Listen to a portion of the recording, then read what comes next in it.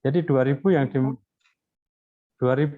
rupiah yang dimakan oleh seseorang, padahal dia tahu kalau itu adalah riba, maka dosanya lebih berat dibanding dengan zina sekali. Nah, semua yang terkait dengan transaksi di lembaga keuangan konvensional, di perbankan konvensional, di leasing motor, leasing apapun, itu adalah riba. Nah, itu adalah riba. Dan nanti kalau tidak sepakat, bisa diskusi dengan kami selanjutnya. Jadi itu adalah riba. Nah, ini dalam hal menghimpun dan menyalurkan, kita memakai prinsip-prinsip syariah sehingga kita bisa insya Allah terbebas dari riba. Dalam penghimpunan kita pakai bagi hasil, dalam penyaluran kita jual beli dan juga investasi bagi hasil. Jadi begitu. Jadi kenapa BMT Tumang ada? Selama riba masih ada, maka BMT Tumang masih tetap akan tumbuh dan berkembang. Ketika riba sudah tidak ada, mungkin tidak ya. Nah, itu juga perlu kita pertanyakan. Mungkin tidak.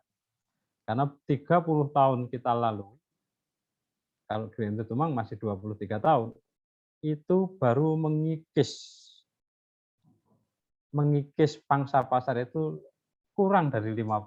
Ini nah, butuh berapa tahun lagi? Butuh berapa tahun lagi? Mungkin ratusan tahun yang akan datang, riba masih tetap ada. Kecuali Allah berkehendak bahwa riba memang sudah dihapuskan. Jadi itu tentang BMT Tumang, dan BMT Tumang sekarang punya 25 cabang di Jawa Timur, Jawa Tengah, Jogja, dan terakhir ini di Kabupaten Magelang, tepatnya di Tegalrejo. Punya sekitar 270 karyawan atau pengelola. Kalau nanti habis kuliah pengen juga bergabung untuk berdakwah di keuangan syariah, silakan melamar ya, bukan melamar untuk menikah, tapi melamar untuk bekerja. Silakan nanti bisa menghubungi kakak-kakak admin. Kami mengucapkan kepada adik-adik selamat mengikuti acara seminar dengan tema menikah dulu atau sukses dulu. Kalau saya itu bukan pilihan. Pilihan saya menikah dan sukses atau menikah lalu sukses gitu loh. Jadi orang kenapa menikah itu sukses? Karena menikah dulu. Nah, menikah dulu berarti kan itu bisa menghindari hal-hal yang nanti bisa menjadi hambatan-hambatan hidup. Hambatan itu apa? Apa yang dilarang oleh Allah Subhanahu wa taala ketika itu kita lalui, bukan kita ya, ketika itu dikerjakan, apapun nanti akan menjadi hambatan hidup. Maka biar tidak ada hambatan-hambatan yang terkait dengan laki-laki dan perempuan, nah, maka menikahlah dahulu. Nah, maka hidup akan diberkahi. Begitu juga Nabi SAW berkata, menikahlah maka Allah akan mengayakan. Jadi itu, dan juga terima kasih kepada kakak-kakak di Baitul Mal yang telah mengadakan seminar ini di penghujung tahun. Nah, penghujung tahun. Dan perlu diketahui ini bukan menghabiskan anggaran ya. Kalau yang lain mungkin menghabiskan anggaran, tapi ini adalah sudah terencana di sebelumnya. Semoga bermanfaat. Nanti juga antara Ehwan Ahwat, nanti bisa juga ketemu jodoh di media Zoomiah ini, sehingga bisa menikah atau sukses, menikah dan sukses. Karena insya Allah yang berada di Majelis Zoomiah ini, yang Ahwat solehah semua, dan yang Ehwan juga soleh semua. Amin. Jadi tidak ada Ehwan yang solehah. Amin. Jadi tidak ada. Jadi Arijal Mutamari'ah. Sekarang banyak juga laki-laki yang kayak perempuan melambai. Dan semoga tidak ada. Jadi begitu, sekali lagi terima kasih dan mohon maaf atas kekurangan kami, dan saya nanti mohon pamit karena ada hal yang perlu kami kerjakan. Demikian. Terima kasih. Waalaikumsalam. Assalamualaikum warahmatullahi wabarakatuh. Waalaikumsalam warahmatullahi wabarakatuh. Masya Allah, tabarakallah. Terima kasih sekali Pak Harun untuk sambutannya untuk acara hari ini. Selanjutnya sedikit akan kita simak profil tentang penyelenggara seminar virtual kita hari ini ya, yaitu divisi Baitul Mal BMT Tumang, salah satu divisi di BMT Tumang. Kepada Bapak Iksan Adi Kuncoro selaku manajer Baitul Mal BMT Tumang, kami persilahkan. Cek. Kes. Bismillahirrahmanirrahim. Assalamualaikum warahmatullahi wabarakatuh. Waalaikumsalam warahmatullahi wabarakatuh. Waalaikumsalam warahmatullahi wabarakatuh. Ustadz Rizal atau Bang Rizal yang kami cintai, kami hormati, teman-teman semua, kalangan-kalangan milenial, mungkin ada Bapak Ibu juga di sini ya. Alhamdulillah bisa bertemu, bermuhajah bersama di forum Zoomiyah tentang nikah dulu atau sukses dulu. Nah, kesempatan kali ini akan kita bahas bersama, dan sebelum itu perkenankan kami untuk menyampaikan program kami di Baitul Mal BMT Tumang, khususnya di akhir tahun ini, sehingga nanti harapannya adalah dalam kegiatan ini nanti kegiatan-kegiatan kami yang akan kami share ini bisa lebih maksimal. Jadi insya Allah di akhir tahun ini kami memiliki program recovery bencana untuk warga terdampak di Semeru sana. Alhamdulillah sejak terjadi letusan di Gunung Semeru, kami sudah melakukan banyak aksi penggalangan dana, kemudian giat relawan, sudah kita lakukan sampai saat ini, dan insya Allah sampai nanti bencana itu betul-betul berakhir, kami akan berkomitmen untuk membantu warga yang terkena dampak erupsi Semeru dan bencana lain yang ada di Indonesia tentunya.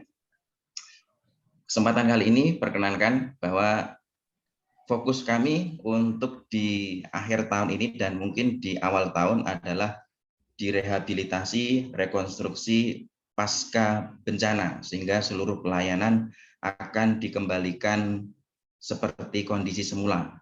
Jadi ya, kami berkomitmen seperti itu karena bantuan logistik sudah ditutup sejak tanggal 25 Desember. Kali ini kita akan fokus pada pelayanan masyarakat dan perbaikan infrastruktur di sana. Jadi program recovery yang akan kami laksanakan, kami bekerja sama dengan Lembaga Amil Zakat LAS MKU dari Perhimpunan BMT Indonesia. Saat ini yang menjadi fokus kami adalah pemulihan sarana umum, masjid, dan sarana lainnya. Kemudian pemulihan sarana kesehatan, jadi ada giat-giat kesehatan, pengobatan gratis, dan lain sebagainya. Kemudian ada pemulihan ekonomi dan UMKM terdampak erupsi. Jadi kabar terakhir tadi saya mendengar kita sudah memberikan bantuan langsung tunai untuk para warga yang terdampak erupsi Semeru. Dan ini nanti akan kita fokuskan di daerah-daerah yang sudah kita canangkan untuk program recovery ini. Dan teman-teman, bapak-bapak, ibu-ibu sekalian, nanti bisa berpartisipasi membantu saudara-saudara kita yang terdampak bencana, tidak hanya Semeru, tapi seluruh bencana yang ada di Indonesia, khususnya karena tahun-tahun menjelang tahun baru, menjelang akhir tahun ini memang banyak sekali kita dengar berita-berita bencana yang terjadi di Indonesia. Sehingga nanti harapannya partisipasi kita semua bisa membantu saudara-saudara kita. Ini ada dokumentasi kita dalam kegiatan kemarin. Kita juga membantu evakuasi korban, kemudian layanan kesehatan. Jadi sejak Sabtu ditetapkan sebagai bencana, kemudian hari Ahad kita langsung ke sana menerjunkan relawan untuk membantu saudara kita. Dan sampai saat ini masih kita bantu sampai nanti kondisi betul-betul pulih. Kita juga memberikan pengiriman logistik. Kemarin kita berikan truk kemanusiaan yang berisi tentang logistik yang dibutuhkan di sana. Bapak Ibu dan teman-teman semuanya bisa berpartisipasi melalui BMT Tumang dengan menyalurkan donasi melalui rekening muamalat di rekening 52300003891 atas nama KSPPS BMT Tumang, atau bisa disetor tunai di seluruh kantor cabang BMT Tumang. Jadi BMT Tumang sudah ada di 3 provinsi, di Jawa Tengah, DIY, dan Jawa Timur, sehingga bisa disetorkan di seluruh kantor cabang BMT Tumang, atau bisa lewat transfer di rekening yang sudah kita berikan. Untuk informasi berikutnya nanti bisa kita sambung melalui forum-forum yang lain, tentunya di forum BMT Tumang. Begitu, tetap semangat untuk menjalani hari-hari ini. Kita akan menimba ilmu yang banyak sekali dari beliau, insya Allah sangat bermanfaat untuk kita semua. Terima kasih Burung Irian, Burung Cendrawasih. Cukup sekian dan terima kasih. Assalamualaikum warahmatullahi wabarakatuh. Waalaikumsalam warahmatullahi wabarakatuh. Waalaikumsalam warahmatullahi wabarakatuh.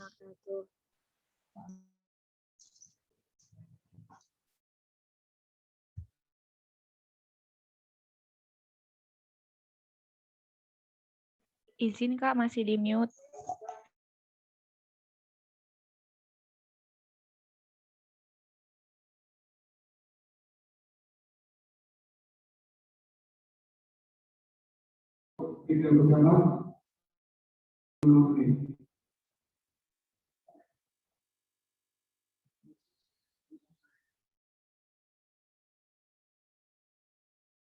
Afwan Ibu, mic-nya. Mohon maaf, ternyata sudah. Terima kasih Bapak Iksan untuk penjelasan singkatnya tentang Baitul Mal BMT Tumang, tentang program-program kita yang ada di Baitul Mal BMT Tumang ya. Dan juga kami ucapkan selamat datang kepada narasumber kita yang sudah bergabung, Bang Rizal Wahid sudah bergabung ya. Beliau ini adalah founder dari Jagonya Pranikah, Qori dan Hafiz Muda, serta penulis buku Siapa Mau Putus, dan juga influencer milenial. Bang Rizal sudah bergabung bersama kita ya? Oke. Sudah, alhamdulillah. Alhamdulillah. Gimana kabarnya ini Bang Rizal? Alhamdulillah baik. Alhamdulillah baik ya. Jadi ini berbicara tentang keresahan milenials nih, Bang. Insyaallah.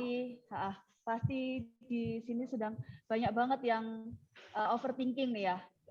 Kira-kira tuh kita harus nikah dulu atau sukses dulu sih. Nah, gitu. Jadi pada kesempatan kali ini keresahan teman-teman semua di sini akan dibahas secara tuntas oleh Bang Rizal nih ya, narasumber kita hari ini. Dan juga nanti di setelah acara hari ini akan ada sesi tanya jawab, dan nanti peserta yang aktif dan cepat nih bertanya akan ada door prize dari kita, akan ada door prize e-money untuk 5 orang ya. Kami persilahkan Bang Rizal untuk mengawali acaranya. Baik, terima kasih untuk MC atau moderator yang telah memberikan kesempatan. Bismillahirrahmanirrahim. Assalamualaikum warahmatullahi wabarakatuh. Waalaikumsalam warahmatullahi wabarakatuh. Alhamdulillahillazi allafa baina qulubina fa asbahna bi ni'matihi ikhwana. Asyhadu an la ilaha illallah wahdahu la syarikalah wa asyhadu anna Muhammadan abduhu wa rasuluhu allazi la nabiyya wa la rasula ba'da. Allahumma shalli wa sallim ala nabiyyina Muhammad wa ala alihi wa ashabihi wa man tabi'ahum bi ihsanin ila yaumiddin. Teman-teman yang dirahmati oleh Allah, kita bersyukur kepada Allah karena pada pagi yang berbahagia ini kita dipilih oleh Allah untuk hadir berkumpul via media online dalam sebuah kegiatan yang positif, insya Allah kegiatan yang baik. Maka kita harus syukuri kesempatan ini karena tidak semua orang Allah berikan kesempatan, tidak semua orang Allah berikan kemampuan, tidak semua orang Allah berikan kemauan untuk bisa hadir dalam sebuah kegiatan yang baik. Maka saat Allah memilih kita hadir dalam sebuah kegiatan yang baik ini, patut kita syukuri. Agar apa? Agar sesuai janji Allah. La in syakartum la azidannakum, kalau kamu bersyukur maka nikmatnya akan ditambah. Apa yang kita harapkan, nanti Allah menambah nikmat-nikmat kebaikan lainnya dalam hidup kita. Entah nikmat keimanan, nikmat kesehatan, ataupun nikmat-nikmat lainnya yang kita harapkan, seperti itu. Salawat dan salam semoga senantiasa tercurahkan kepada Nabi kita Muhammad SAW, serta keluarganya, para sahabatnya, dan mudah-mudahan kita selaku umatnya kelak bisa mendapatkan syafaat dari Rasulullah Shallallahu Alaihi Wasallam. Apakah suara saya masih terdengar? Terdengar, aman. Bisa layarnya gelap. Layarnya mati soalnya. Burik Ustaz. Sebentar ya.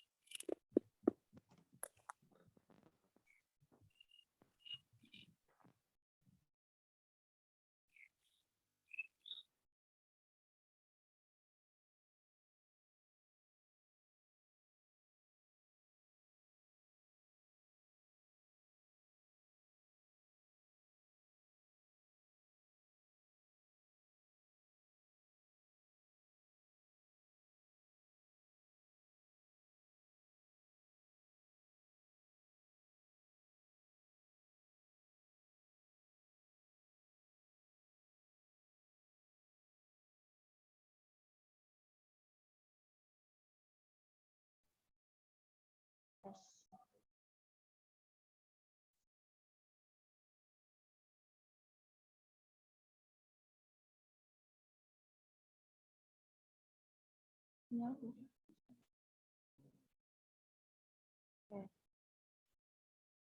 Agak ada gangguan ya ini sinyal dari pembicara kita. Agak hilang ya. Ditunggu sebentar.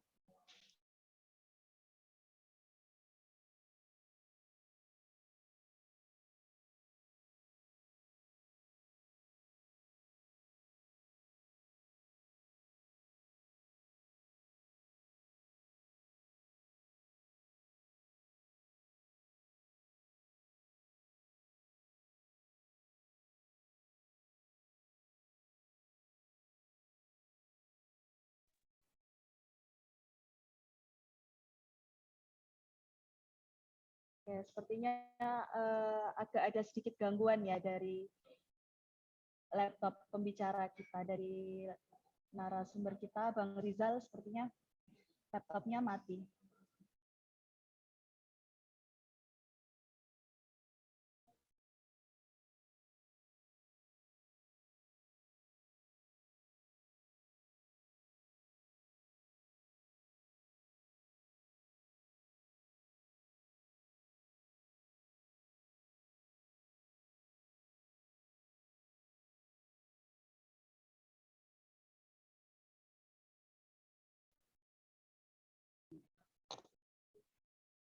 Oke, sambil menunggu pembicara join lagi di Zoom meeting, kita akan bagi-bagi hadiah dulu aja ya.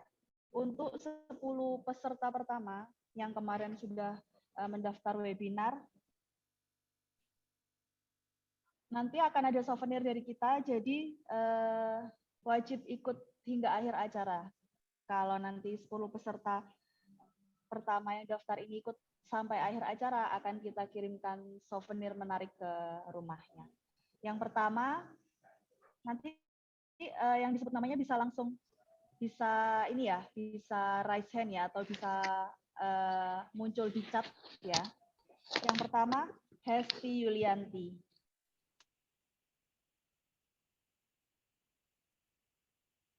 Ada? Ada Hesti Yulianti? Nggak ada ya? Ada. Hesti Yulianti, oke. Yang kedua, Kurniasari.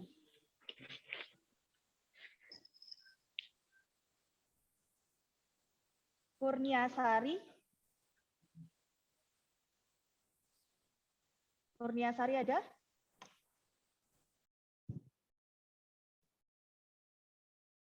Ada?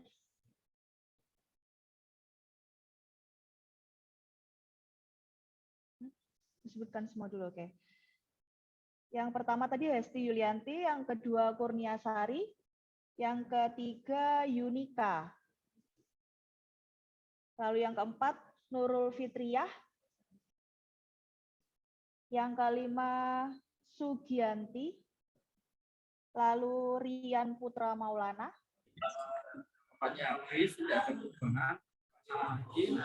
Bisa. Fitri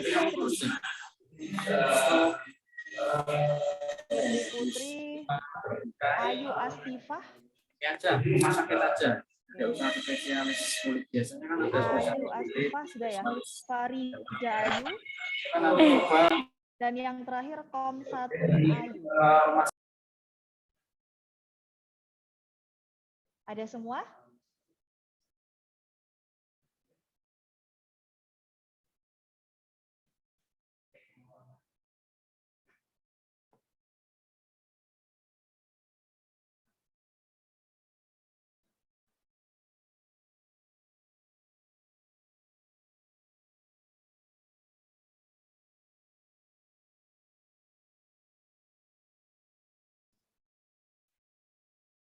Ada semua ya? Oke, nanti nama-nama yang disebutkan tadi, 10 orang nama yang disebutkan tadi bisa kita lihat dulu ya. Nanti kalau ikut sampai akhir akan ada souvenir menarik dari kita. Nanti silahkan 10 nama-nama tadi bisa chat ke nomor yang ada di flyer. Oke, chat sekarang bisa, chat nanti juga bisa setelah akhir acara. Atau bisa di kolom chat, bisa langsung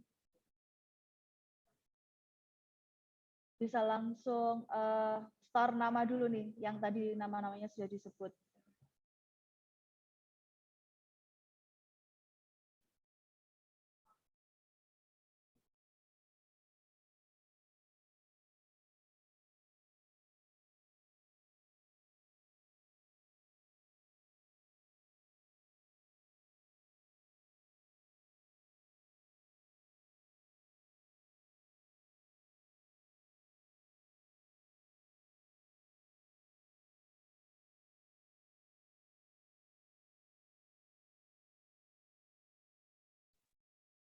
Oke, kita cek dulu Bang Rizal sudah join lagi belum ya bersama kita? Alhamdulillah sudah bergabung lagi. Alhamdulillah. Oke, bisa dilanjut ya Bang Rizal. Bisa insya Allah. Baik, mohon maaf tadi sebelumnya ada kendala teknis. Tiba-tiba tadi sempat restart. Mudah-mudahan tidak mengurangi kebermanfaatan yang akan kita dapatkan pada hari ini. Teman-teman yang dirahmati oleh Allah Subhanahu wa Ta'ala, pada pagi yang berbahagia ini, insya Allah kita akan membahas sebuah tema yang menarik ya. Temanya adalah tentang nikah dulu atau sukses dulu, gitu ya. Nah, tapi sebelumnya saya pengen tanya nih, teman-teman semuanya, teman-teman nanti boleh nih jawab di kolom chat, ataupun juga boleh langsung jawab dengan menyalakan mic juga bisa. Pertanyaan saya sederhana, sama kayak temanya. Kira-kira teman-teman pengen nikah dulu atau sukses dulu? Sukses dulu. Sukses dulu. Sukses dulu ya. Yang lain? Dulu. Nikah dulu, Tat. Nikah dulu. Pengen nikah dulu. Nanti kalau ada waktunya Nikah baru. dulu ya. Nikah dulu, nanti suksesnya bareng pasangan gitu ya. Oke. Nikah dulu. Terbagi dua kubu nih nih. kayaknya Ustaz. Terbagi dua kubu ya. Yang perempuan-perempuan rata-rata jawabnya sukses, yang laki-laki jawabnya kebanyakan nikah, tapi ada sebagian yang perempuan juga jawab nikah dulu. Oke, jawaban yang menarik. Terima kasih atas feedback-nya. Nah, teman-teman yang dirahmati oleh Allah Subhanahu wa Ta'ala, sebelum kita memikirkan nikah dulu atau sukses dulu, ada satu hal yang harus kita pahami, bahwa setiap orang itu punya batasan atau standar suksesnya masing-masing. Itu harus kita pahami dulu. Karena kalau kita nggak paham ini, nanti kita bingung nih. Kira-kira saya belum sukses atau saya udah sukses atau belum ya gitu. Makanya kita harus cari tahu nih, kira-kira batasan saya itu suksesnya apa gitu. Standar sukses dalam hidup saya itu apa? Mencapai apa? Punya prestasi apa? Meraih apa gitu. Karena kalau teman-teman nggak tahu hal itu, teman-teman boro-boro ngedapetin sukses, akhirnya nggak dapet semua gitu. Sukses nggak dapet, nikah nggak dapet gitu. Pernah nggak dengar atau lihat bacaan orang-orang yang nulis kayak gini. Capek gitu ya kerja gitu ya, capek sekolah, pengen nikah aja gitu ya. Dia nggak tahu kalau nikah juga capek gitu. Nah yang nikah juga sama, ngeluh juga. Capek nikah, atau gini saya dulu ngejar ini aja dulu, ngejar prestasi dan lain sebagainya. Saling ngeluh akhirnya. Yang nikah ngeluh, pengen ngejar prestasi dulu. Yang ngejar prestasi ngeluh, kecapean, pengen nikah juga pada akhirnya gitu. Nah, teman-teman yang dirahmati oleh Allah, hal ini menjadi gambaran jelas gitu ya. Bahwa sejatinya setiap orang itu punya batasan masing-masing. Punya standarisasinya masing-masing. Kalau kita gagal memahami apa standar keberhasilan kita, apa standar sukses yang mau kita kejar sebelum nikah itu, kita akan terombang-ambing. Makanya kita harus buat step by step-nya. Standar sukses saya sebelum menikah itu apa? Nanti setelah menikah ada standar berikutnya. Standar sukses saya setelah menikah itu apa dan lain sebagainya. Nah, maka teman-teman harus punya itu dulu. Harus punya itu dulu. Karena kalau nggak punya, capek sendiri, repot sendiri, pusing sendiri. Dan akhirnya apa? Capek ngebanding-bandingin. Kok dia bisa ini ya? Kok dia bisa itu ya? Kok saya enggak gitu? Siapa di sini yang seneng banget ngebandingin diri sama orang lain? Coba jawab dalam hati aja. Jadikan evaluasi aja di akhir tahun ya, mumpung kita akhir tahun sekarang. Suka ngebanding-bandingin gitu ya. Ngelihat temennya nikah duluan, pengen gitu ya. Ngelihat temennya berhasil di satu bidang, pengen. Pengen semua gitu. Karena apa? Kenapa dikit-dikit pengenan, ngelihat itu pengen, ngelihat ini pengen, ngelihat yang berhasil di suatu bidang pengen, ngelihat yang nikah juga pengen. Kenapa? Karena kita nggak punya batasan, nggak punya standar diri sendiri kita tuh apa yang mau dikejar. Nggak ada goals-nya. Ibarat orang main bola ya, orang main bola 11 lawan 11 di lapangan, total 22 orang. Tapi nggak ada gawangnya. Kira-kira pusing nggak tuh mainnya? Orang main bola tapi nggak ada gawang, kira-kira pusing nggak? Pusing. Mereka ngapain tuh 22 orang berebutan di tengah lapangan, tapi nggak tahu mau nendang bolanya kemana gitu. Nggak ada tujuannya, nggak ada gawang yang harus digolin oleh mereka. Kenapa? Tidak ada tujuan. Nggak tahu mau dibawa kemana bola yang mereka tendang itu. Sama kayak kehidupan kita. Kalau kita nggak tahu nih apa yang kita mau kejar, titik apa yang mau kita raih, kita akan gampang. Nikah gampang, ngeraih keberhasilan pun gampang. Kenapa? Karena kita nggak tahu standar berhasil menurut kita itu apa. Maka kita harus petakan dulu. Standar menurut saya itu apa? Misal, sebelum menikah saya itu pengen banget minimal, bagi yang laki-laki misalnya, saya pengen banget punya penghasilan ya rata-rata setiap bulan misalnya ini misal doang ya 3-5 juta misalnya atau 5-10 juta itu rata-rata, itu standar. Berarti kita tahu, nanti bisa kita usahakan karena kita tahu angka berapa yang mau kita kejar. Nah kalau kita nggak tahu akhirnya apa? Terombang-ambing lah, berapa aja lah yang didapat. Allah kasih 10.000 sebulan gimana? Allah kasih 20.000 sebulan gimana? Karena kenapa? Karena kita nggak tahu apa yang kita kejar gitu. Akhirnya yang bingung mau ngapain gitu. Tapi kalau kita tahu angkanya, oh ini yang saya kejar, maka kita akan mulai berpikir step apa yang harus saya raih. Ya kan nggak mungkin dong orang bermimpi meraih 5 juta sebulan, tapi dia nggak ngapa-ngapain. Betul nggak? Pasti dia ngebuat step-step, oh saya harus kerja. Kerjanya di sini misalnya, di tempat A, oh kerjaan saya ini gajinya ternyata 2 juta nih. Masih kurang dari target, 3 juta lagi. Berarti saya harus ngapain? Cari jalan lain kan, entah dia jualan, entah dia jual jasa, jual dagangan, jadi all shop dan lain sebagainya. Dia akan berpikir, kenapa? Karena punya goals. Tapi kalau orang nggak punya goals, dia nggak akan mikirin itu. Akhirnya hidupnya akan mengalir seperti air. Banyak orang bilang gitu kan, saya mah terserah kak, mau nikah dulu kek, mau sukses dulu kek, saya mah mengalir aja seperti air gitu. Mereka lupa kalau air yang mengalir itu arahnya kemana. Ini konsep yang sangat sederhana dalam pelajaran kita selama SMP atau SMA kan. Konsep air itu seperti apa? Kalau mengalir dia kemana? Dari tempat yang tinggi ke tempat yang rendah. Artinya apa? Kalau kita hidupnya prinsipnya mengalir seperti air, berarti kita sedang mengarah kemana? Mengarah ke tempat yang rendah, mengarah ke bawah. Karena kita nggak punya tujuan, nggak berani melawan arus, ikut aja gitu. Orang ke sana kita ikut, orang ke sini kita ikut. Nggak punya pegangan, nggak punya prinsip. Nah, maka kita harus petakan, memetakan standar kita. Kalau mau nikah dulu, petakan kira-kira apa yang harus saya usahakan. Kalau mau sukses dulu, cari tahu sukses itu apa sih. Sekarang nih seandainya nih, sayangnya waktu kita terbatas ya, seandainya ini saya tanya satu persatu nih, ada berapa nih? 122 orang. Dikurangi saya 121. Saya tanya satu-satu nih teman-teman, suksesnya itu apa, standarnya pasti semuanya beda-beda. Pasti semuanya beda-beda. Karena isi kepala orang itu beda-beda. Ada istilah dalam bahasa Arab itu kullu ra'sin ra'yun gitu ya. Setiap kepala itu punya isinya masing-masing, punya pendapatnya masing-masing. Artinya setiap saya tanya nih, si A, kamu mau apa? Pasti standarnya begini, begitu dan begitu. Sehingga kalau kita mengerti hal ini, insya Allah kita pertama nggak akan lagi ngebanding-bandingin diri kita sama orang lain. Kenapa? Karena kita ngejar goals-nya kita. Kita ngejar goals-nya kita.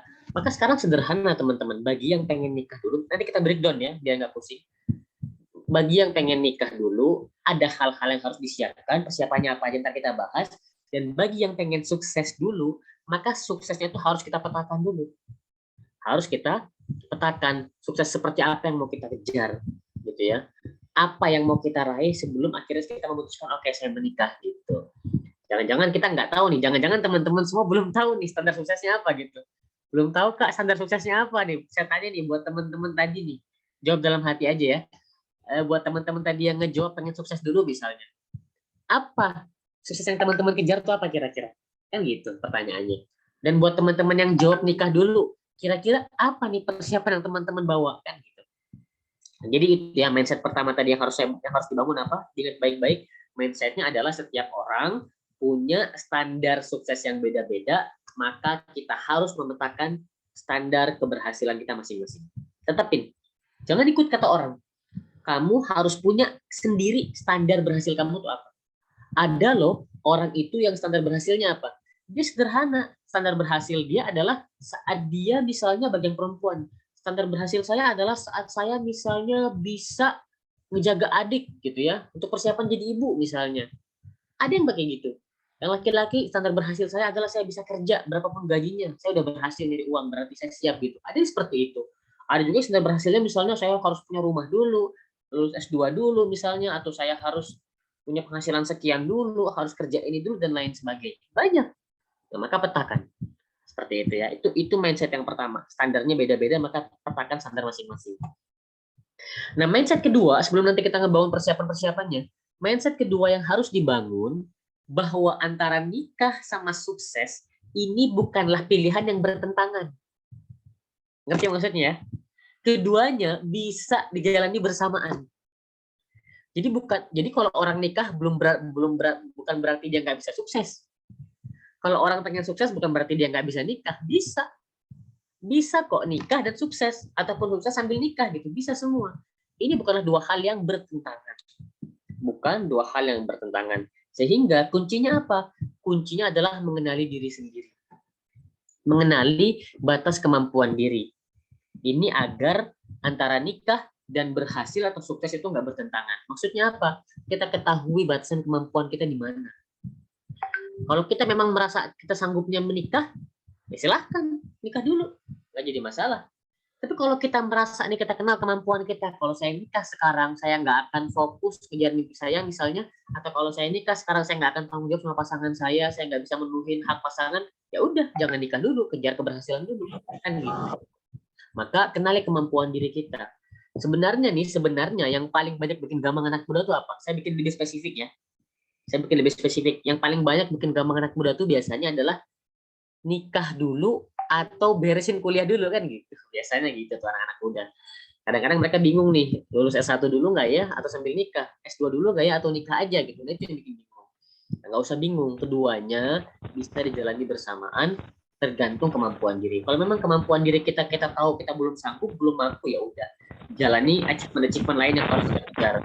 Tapi kalau misalnya kita merasa sanggup, siap, tahu batasan-batasannya, silahkan kalau mau nikah dulu pun tidak akan menjadi masalah seperti itu. Izin buat host untuk menjadikan saya co-host ya, agar nanti kalau ada trouble saya bisa bantu untuk selesaikan dari sini gitu. Oke, siap Bang.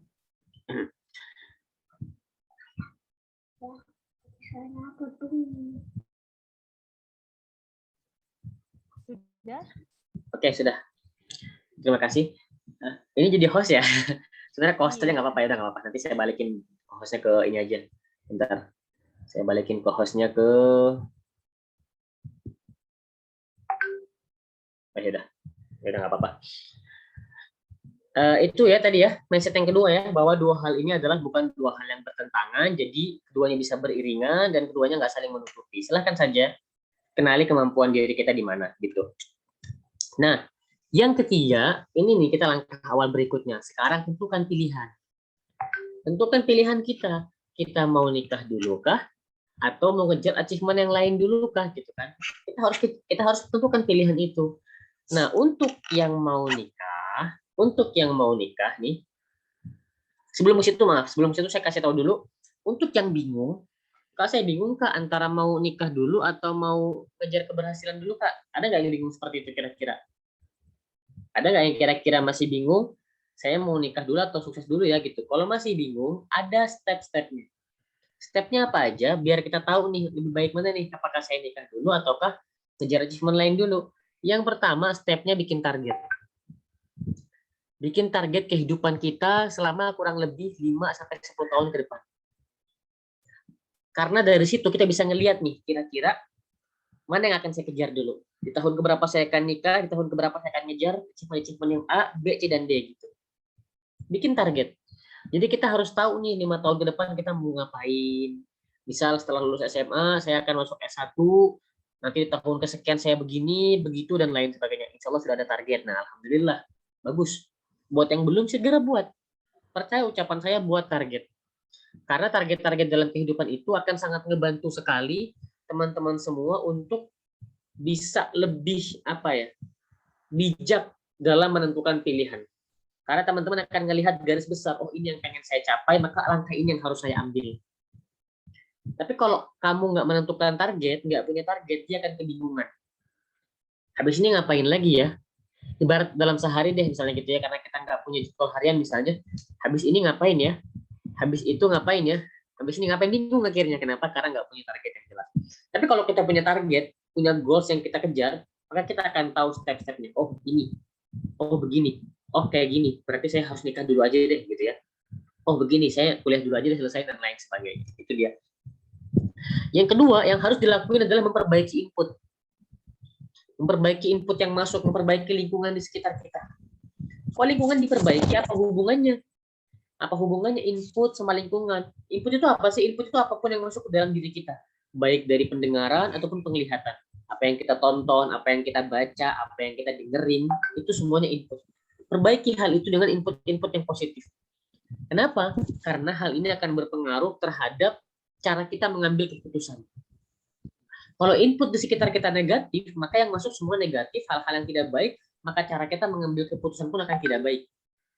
Tetapi kalau lingkungan kita baik, positif, insya Allah nantinya pun cara kita mengambil keputusan pada akhirnya pun akan positif, seperti itu. Nah, jadi perbaiki input kita, perbaiki input yang masuk dan perbaiki lingkungan kita. Nah, yang ketiga, kalau kita masih bingung nih mau nikah dulu atau sukses dulu misalnya, ini yang penting dan ini yang paling penting menurut saya dan sering dilupai, berdoa. Ini klasik banget. Ini mungkin sesuatu yang paling sering teman-teman dengar. Ya, berdoa mah udah sering saya dengar. Betul, sering didengar. Pertanyaannya sering dilakuin nggak kan gitu? Sering dilakuin nggak? Apakah kita setiap mau ngambil keputusan berdoa dulu sama Allah atau enggak? Atau kita mengandalkan intuisi kita gitu? Kita ngandalin pikiran kita. Kayaknya ini deh yang benar deh. Kayaknya ini deh yang baik. Ngandalin pikiran kita doang. Padahal kita tahu betul kalau manusia ini terbatas kemampuannya. Kita tahu betul bahwa manusia ini kadang-kadang keliru pilihannya. Coba deh tengok ke belakang. Berapa banyak pilihan kita yang pada akhirnya keliru. Nggak sedikit loh. Banyak loh ternyata selama ini pilihan-pilihan kita yang kurang tepat. Maka caranya sekarang supaya pilihan kita tuh ngarah ke yang tepat terus, minta petunjuk Allah. Memohon pertolongan kepada Allah. Mintanya apa? Yang baik-baik. Ya Allah, mau nikah dulu kek, mau kuliah dulu kek, mau kerja yang mapan dulu kek, yang mana aja yang penting yang terbaik. Minta sama Allah Subhanahu wa taala. Agar apa?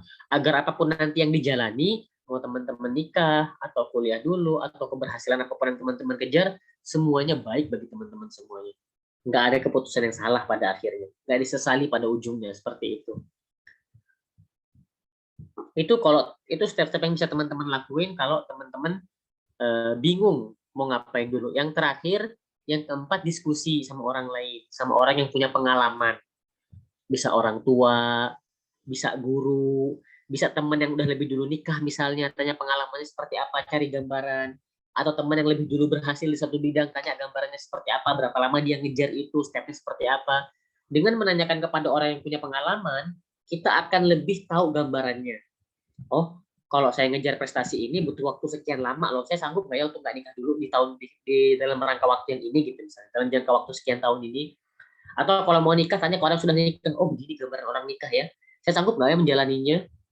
Ngurus pasangan misalnya, atau misalnya yang udah punya anak ngurus anak dan lain sebagainya. Jadi punya gambaran. Sehingga nanti bisa lebih bijak mengambil keputusan. Itu 4 step yang bisa teman-teman lakuin ketika teman-teman bingung memutuskan antara nikah dulu atau sukses dulu, ataupun yang hal-hal yang lain seperti itu. Nah, berikutnya tinggal kita breakdown. Saya bahas dari yang sukses dulu ya. Buat teman-teman yang memilih tadi pengen sukses dulu, sekarang ada beberapa hal yang harus teman-teman lakuin. Buat teman-teman yang tadi memilih sukses dulu, ada beberapa hal yang harus teman-teman lakuin. Yang pertama tadi sama kayak tadi, tentukan dulu standar suksesnya apa, ditulis standar suksesnya. Pastiin itu apa. Jangan gamang, jangan nggak jelas. Saya nggak akan nikah dulu sebelum misalnya saya punya penghasilan sekian juta per bulan. Itu tulis. Diingat baik-baik. Atau misalnya targetnya, saya nggak akan nikah dulu sebelum S2 misalnya. Silahkan. Tulis. Atau saya nggak akan nikah dulu sebelum ngeberangkatin ortu umroh, ortu haji misalnya. Silahkan.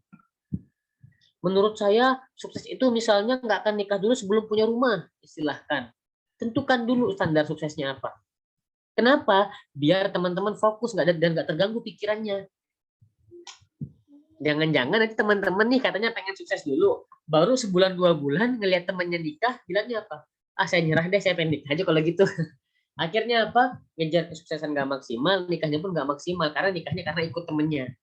Bukan karena dia siap, karena nggak tahan lihat temannya pada nikah semua gitu. Akhirnya nikah juga. Jangan sampai kayak gitu. Boleh aja nikah sebenarnya, tapi ada persiapannya. Kan gitu. Nah, kan kalau udah netepin standar sukses, fokus di situ. Yang kedua, setelah teman-teman menetapkan standar sukses, yang kedua fokus. Kejar. Kejar baik-baik dengan apa ya? Dengan usaha yang maksimal. Dengan doa dan ikhtiar yang maksimal. Perencanaannya baik, persiapannya baik, lalu dipadukan, dikolaborasikan dengan ikhtiar dan doa yang maksimal. Teman-teman fokus buat yang pengen sukses dulu. Habis-habisan aja. Mumpung teman-teman sendiri kan belum nikah kan pengen ngejar keberhasilan kan, habisin aja waktunya untuk itu gitu. Totalitas di situ sampai teman-teman dapat, sampai teman-teman berhasil mengejar itu. Jadi jangan setengah-setengah. Kalau udah bilang, ah saya pengen ngejar ini dulu deh, pengen berhasil dulu. Baru sehari temennya nyebar undangan nikah bilangnya apa? Ya jadi saya pengen nikah dulu aja juga gitu. Akhirnya dia goyang gitu. Kenapa? Karena dia nggak punya prinsip dan nggak fokus dengan apa yang dia kejar. Fokus aja. Makanya tadi saya bilang tanya ke orang yang berpengalaman kan. Tanya ke orang yang berpengalaman tuh biar apa? Biar punya gambaran. Misal kita pengen ngejar nih, saya pengen S2 dulu deh. Tanya nih ke orang yang ngejar S2 dulu tapi nggak nikah. Apa tantangannya misalnya? Nanti kan dia cerita tuh. Saya ngejar S2 dulu belum nikah, tantangannya jadi mungkin perasaan saya jadi berat lihat teman-teman nikah misalnya. Saya ngerjain semua sendiri misalnya dan lain sebagainya. Ketika teman-teman kebaca tantangan itu, teman-teman akan lebih siap menghadapinya karena tahu medan perangnya seperti apa. Karena tahu medan juang yang akan diraih seperti apa, yang akan dilalui seperti apa. Jadi itu yang langkah kedua bagi orang yang milih sukses dulu ya. Jadi yang pertama apa? Tetapin standar suksesnya itu apa, pengen ngejar apa. Yang kedua fokus di situ. Fokus. Yang ketiga, investasi leher ke atas. Untuk apa? Untuk ibaratnya kalau orang pengen menghindari macet, itu masuk jalan tol gitulah. Itu jalan tolnya itu investasi leher ke atas. Kalau di Jakarta, di sini tinggalnya rata-rata di Jawa Tengah. Jawa Tengah apa Jawa Timur ini? Jawa Tengah, Jawa Tengah apa Jawa Timur? Jawa Tengah ya? Jawa Tengah ya. Nah, rata-rata kan di Jawa Tengah. Saya kurang tahu kalau di Jawa Tengah kondisinya kayak gimana. Tapi kalau di Jakarta kan macet banget jalanannya. Jalanannya macet sekali.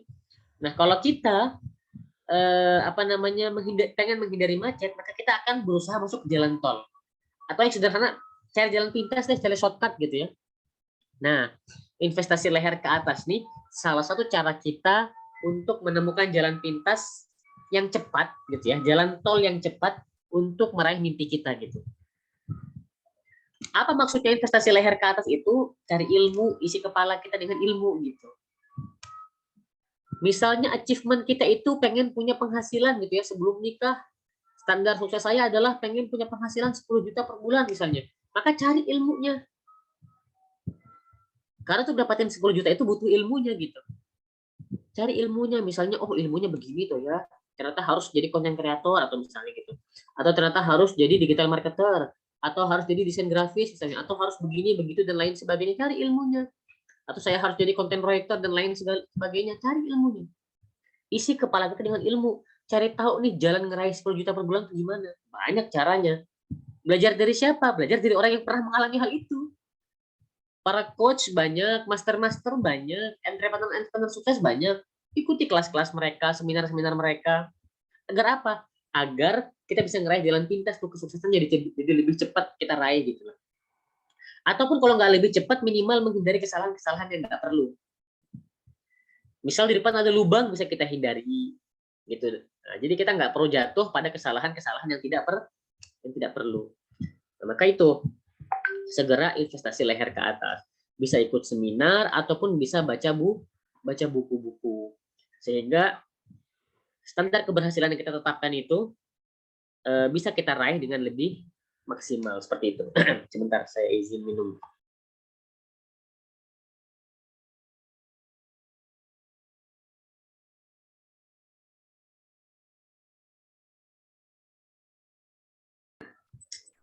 Nah, itu bagi teman-teman yang memilih sukses dulu.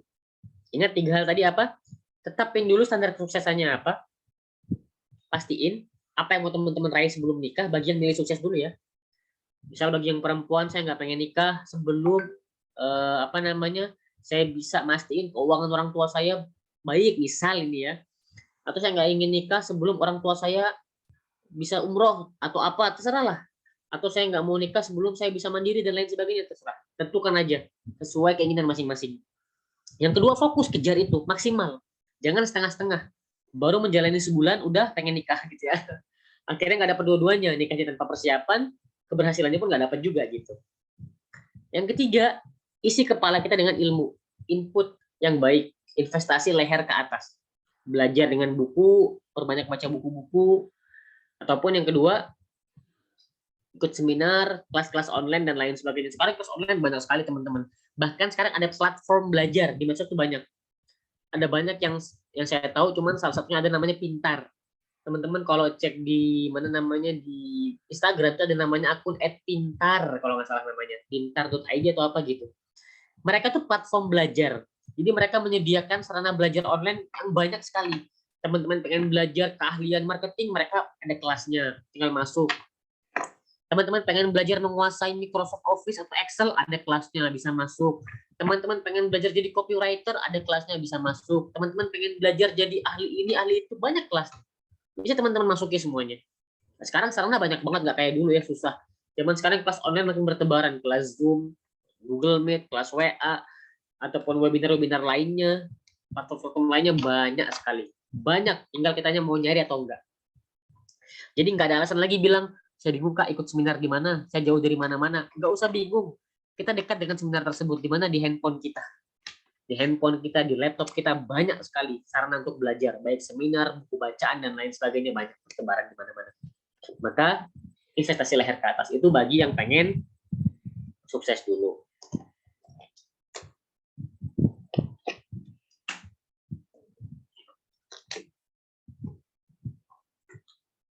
Nah, sekarang kita pindah ke orang-orang yang memilih nikah dulu gitu.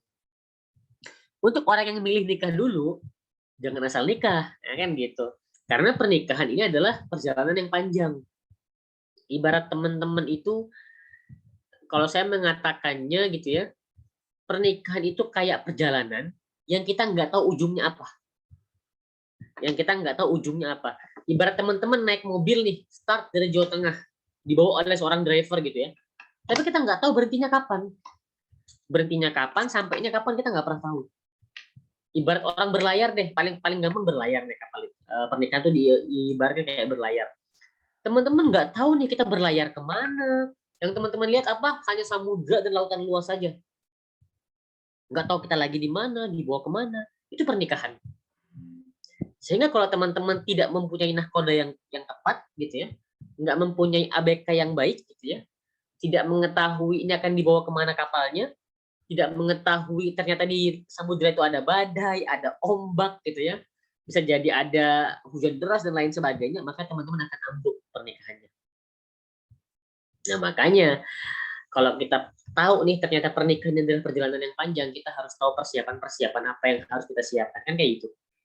Kita harus tahu nih kira-kira supaya mobil saya nggak tersesat, supaya kapal saya nggak tenggelam, saya harus ngapain.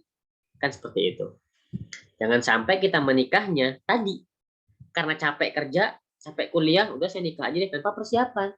Akhirnya pas sudah nikah ngomongnya apa? Ternyata nikah capek juga ya, enakan dulu pas masih bujang. Pas masih bujang ngeluh capek, udah nikah ngeluh capek, serba salah gitu hidupnya. Saya kasih tahu, hidup ini memang capek. Mau teman-teman nikah, mau teman-teman nggak nikah, mau teman-teman hidup di atas, teman-teman hidup di bawah, percayalah hidup ini memang capek. Yang membedakan apa? Ada orang yang capek, tapi dia punya kebaikan di dalam hidupnya, sehingga capek itu nanti Allah balas dengan kebaikan di akhirat. Ada orang yang capek, tapi nggak dapat apa-apa nanti di akhirat. Sia-sia. Cuman capek di dunia aja. Nah, kan gitu. Nah, makanya nih sekarang saya kasih bocoran gitu ya, ilmu mahal gitu. Ilmu yang bakal kepake banget sama teman-teman insya Allah tentang persiapan bagi yang pengen nikah. Tapi saya akan bahas secara singkat aja. Karena memang waktunya terbatas. Kalau dibahas semua biasanya butuh 1-2 jam lagi gitu. Nah, setidaknya teman-teman ada beberapa persiapan nih bagi teman-teman yang memilih nikah dulu. Kenapa saya sangat ketat sekali nih? Saya sangat ketat bagi orang yang bilang pengen nikah, apalagi masih muda-muda seperti teman-teman ya. Karena saya banyak menemukan gitu ya, bahwa orang-orang yang menikah muda itu pada akhirnya ya banyak keluhnya gitu, Bukan berarti nikah muda itu nggak bagus, nggak boleh, boleh aja, asal siap. Itu kuncinya. Semua itu sebenarnya asal siap aja teman-teman. Kuncinya adalah asal siap. Nah, maka teman-teman supaya nggak jatuh pada hal-hal yang tidak baik di masa depan pada pernikahannya, siapkan hal-hal berikut ini. Yang pertama, persiapan ruhiyah. Ini penting. Ini yang paling penting bahkan. Ini persiapan paling penting yang justru paling sering dilupain oleh orang. Paling sering dilupain, persiapan ruhiyah. Sebentar. Saya minum dulu.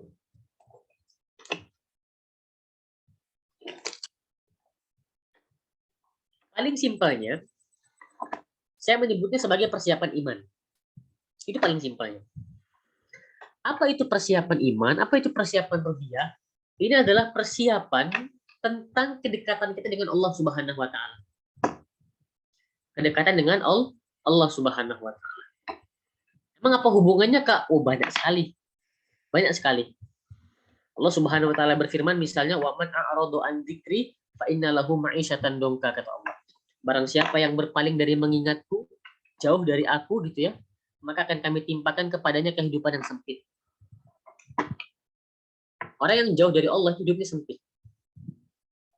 Apa itu hidup sempit? Bisa rezekinya seret, bisa juga hatinya nggak lapang, bisa juga dan lain sebagainya. Sehingga persiapan ruhiyah ini penting banget. Biar nanti saat kita menjalani kehidupan pernikahan, kita bisa lapang menjalaninya. Melihat kekurangan pasangan kita lapang, melihat hal yang nggak menyenangkan kita lapang, diuji dengan rezeki yang mungkin lagi seret kita lapang. Karena pernikahan itu dinamikanya luar biasa teman-teman. Up and down-nya banyak sekali. Jadi teman-teman kalau nggak punya kesiapan ruhiyah yang baik, itu bisa stres, gitu ya, menghadapi kehidupan pernikahan. Ingat, menikah itu gampang. Tinggal saya terima nikahnya begini, tunai gitu ya, sah, itu menikah. Gampang nggak? Gampang. Resepsi gampang, siapin aja uangnya. Zaman sekarang apalagi di Indonesia ya, orang bela-belain gitu ya, pengen ngebangun pernikahan yang megah-megah gitu. Karena gampang nyiapin itu semua. Yang sulit apa? Menjalani kehidupan pernikahan. Itu yang sulit. Itu yang butuh dipersiapkan. Sekarang saya tanya, teman-teman ketika dibicarakan nikah, mana yang masuk ke otak?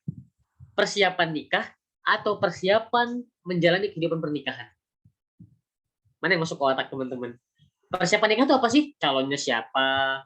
Nikah di mana? Budget catering berapa? Itu persiapan nikah namanya. Kalau persiapan menjalani kehidupan pernikahan beda lagi nanti. Ini yang kita bahas sekarang. Nah, sekarang saya tanya teman-teman lebih mikirin yang mana selama ini?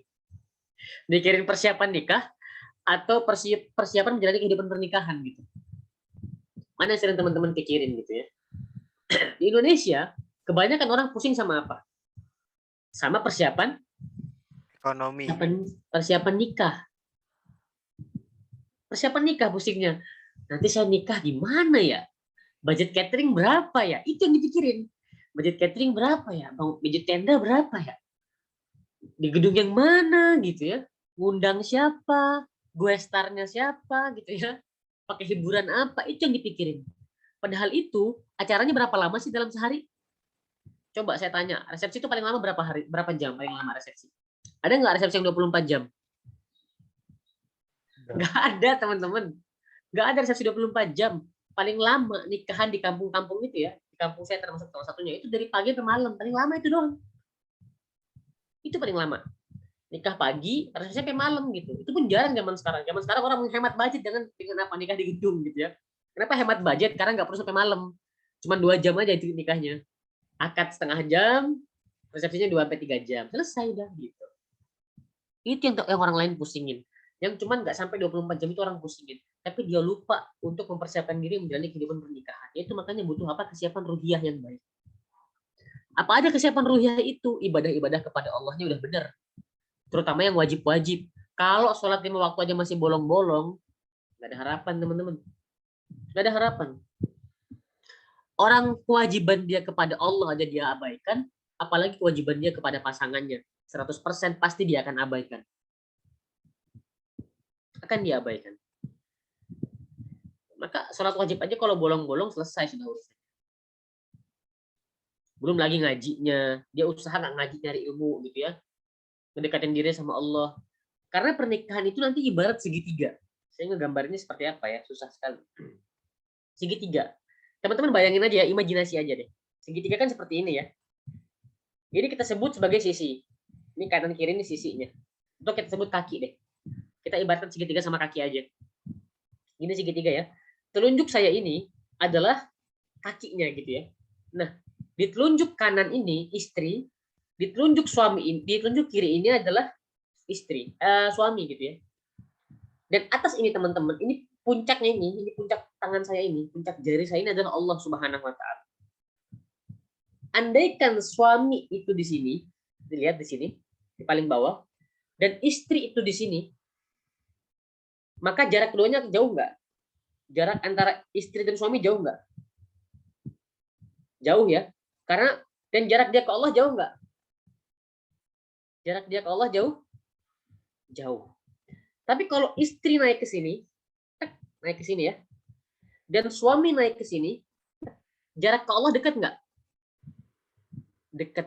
Jarak suami istri jadi dekat nggak? Jadi dekat juga. Kuncinya apa?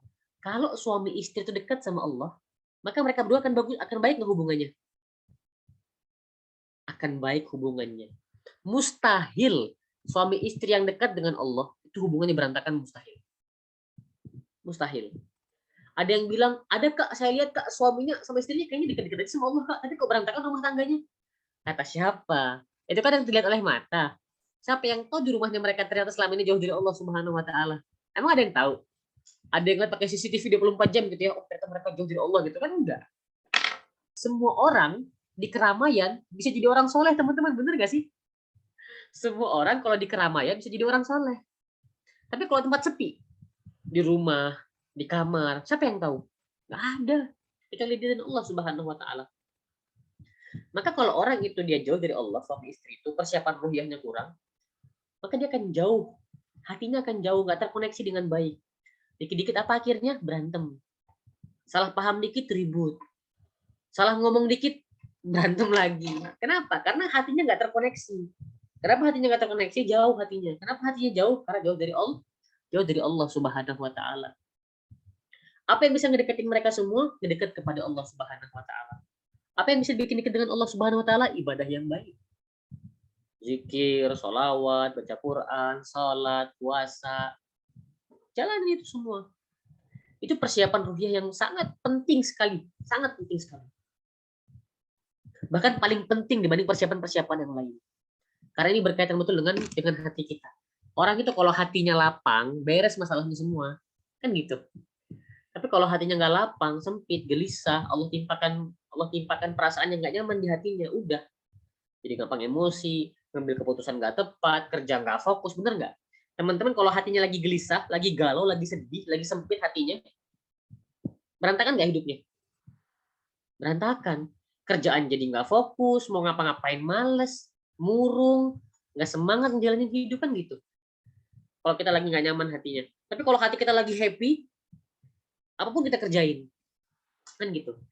Apapun kita kerjain, apapun kita lakuin. Nah, maka ini adalah persiapan yang paling penting, persiapan pertama yang paling sering orang lain lupakan. Betul nggak sih? Paling sering orang lain lupakan. Karena orang tuh kalau udah ngomong ini kah, nyiapin tadi itu. Tenda, catering, uang, ekonomi, dan lain sebagainya. Ini persiapan juga, nanti kita bahas juga. Tapi yang paling penting nomor satu itu apa? Ruhiyatnya, imannya. Belum nanti kalau teman-teman misalnya nih pas lagi nikah, ini bayangin dulu nih ya. Saya kasih yang serem-seremnya dulu gitu ya. Karena kan kalau kita kasih yang bagus-bagusnya dulu, udah bosan gitu ya. Orang tuh kalau ngomongin nikah kasih yang bagus-bagus terus gitu ya. Sekarang kita kasih yang serem-serem dulu, nanti yang bagus-bagusnya belakangan. Serem-seremin dulu biar teman-teman lebih wise, lebih bijak nyiapin diri gitu. Nanti dalam dunia pernikahan misalnya, teman-teman nikah. Ternyata setelah menikah, Allah uji dengan rezeki yang seret banget gitu. Nggak cuman seretnya pakai banget gitu ya. Udahlah ikhtiar maksimal, bukan karena malas. Suami teman-teman kerja keras. Teman-teman tuh kerja keras ngebantuin, tapi dia tetap tersendat gitu rezekinya. Karena kadang-kadang Allah mau jual dengan seperti itu. Apa kata Allah? Walana buluwannakum bisyai'in minal khaufi wal ju' wa naqsin minal amwal wal anfusi was samarat. Wa basyiris sabirin kata Allah. Pasti kata Allah, kami uji kalian itu dengan apa? Rasa takut kata Allah, minal khauf wal ju', rasa lapar. Wa naqsin minal amwal, kurangnya harta, seretnya rezeki. Allah uji dengan itu nanti. Pasti ada masa-masa seperti itu. Nah, di fase-fase seperti itu teman-teman, dalam kehidupan pernikahan teman-teman nanti, misalnya ya, kalau nggak ada iman, selesai. Akan saling menyalahkan. Pada akhirnya apa? Milih pisah. Kalau teman-teman segampang itu, ya, gara-gara nggak sabar misalnya, padahal pasangan udah maksimal, udah berusaha, kecuali kalau pasangannya males, emang dia sengaja nggak kerja ya, sengaja nggak mau usaha, sengaja nggak mau nafkahin, nah itu memang beda cerita.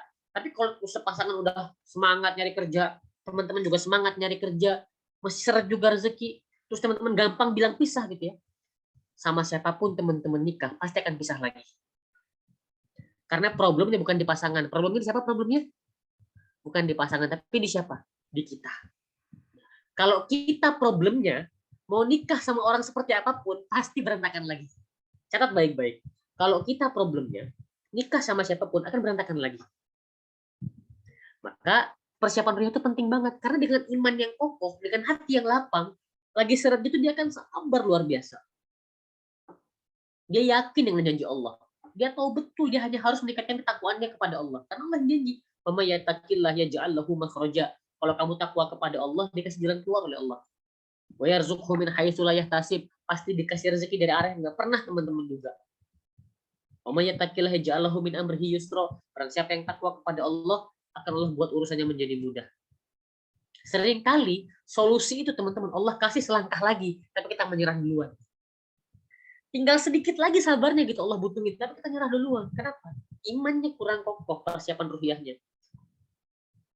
Menikah itu tentang persiapan ruhiyah semua teman-teman. Belum nanti ketemu pasangan yang nggak sesuai ekspektasi, gitu ya.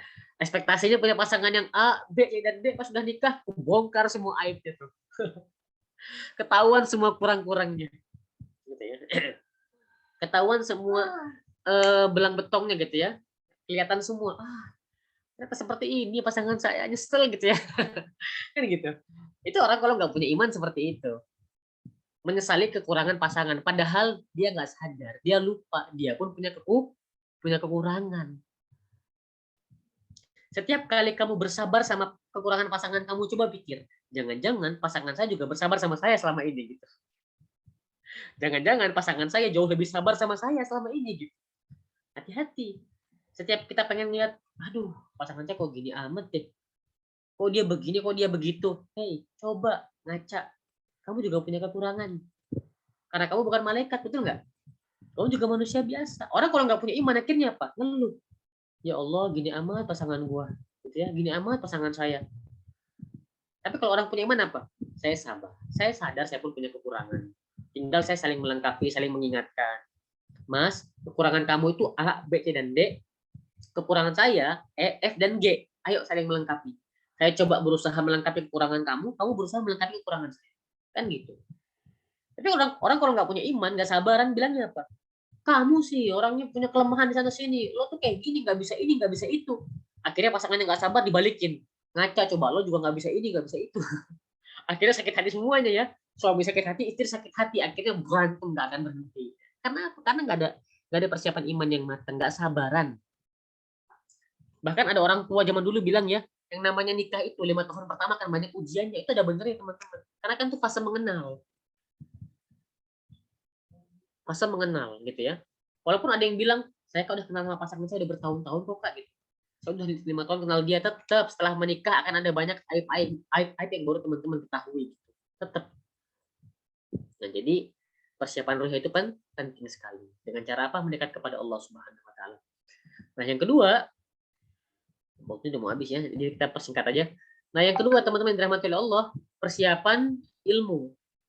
Ilmu ini penting banget.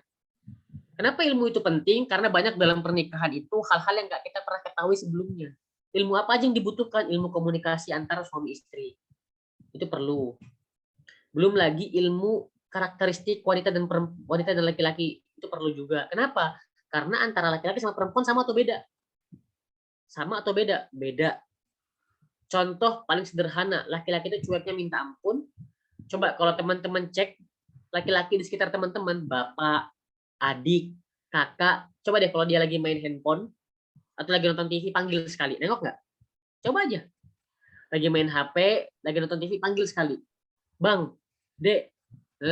Dilihat nggak teman-teman? Pas dia lagi ngomong, dia ngeliat mata teman-teman nggak? Coba diperhatikan. Enggak, teman-teman. Karena apa? Karena karakteristik laki-laki itu adalah dia nggak bisa ngerjain banyak hal dalam satu waktu. Kalau dia lagi megang HP, dia harus selesaikan itu dulu tuh. Baru ntar bisa fokus sama yang lain. Maka caranya seperti apa? Disentuh badannya. Kalau mau diperhatikan. Bang gitu ya. Atau mas. Atau ayah gitu ya. Atau kalau udah punya suami, panggilnya apalah. Mas atau dan lain sebagainya. Disentuh tubuhnya. Itu laki-laki. Dia akan nengok.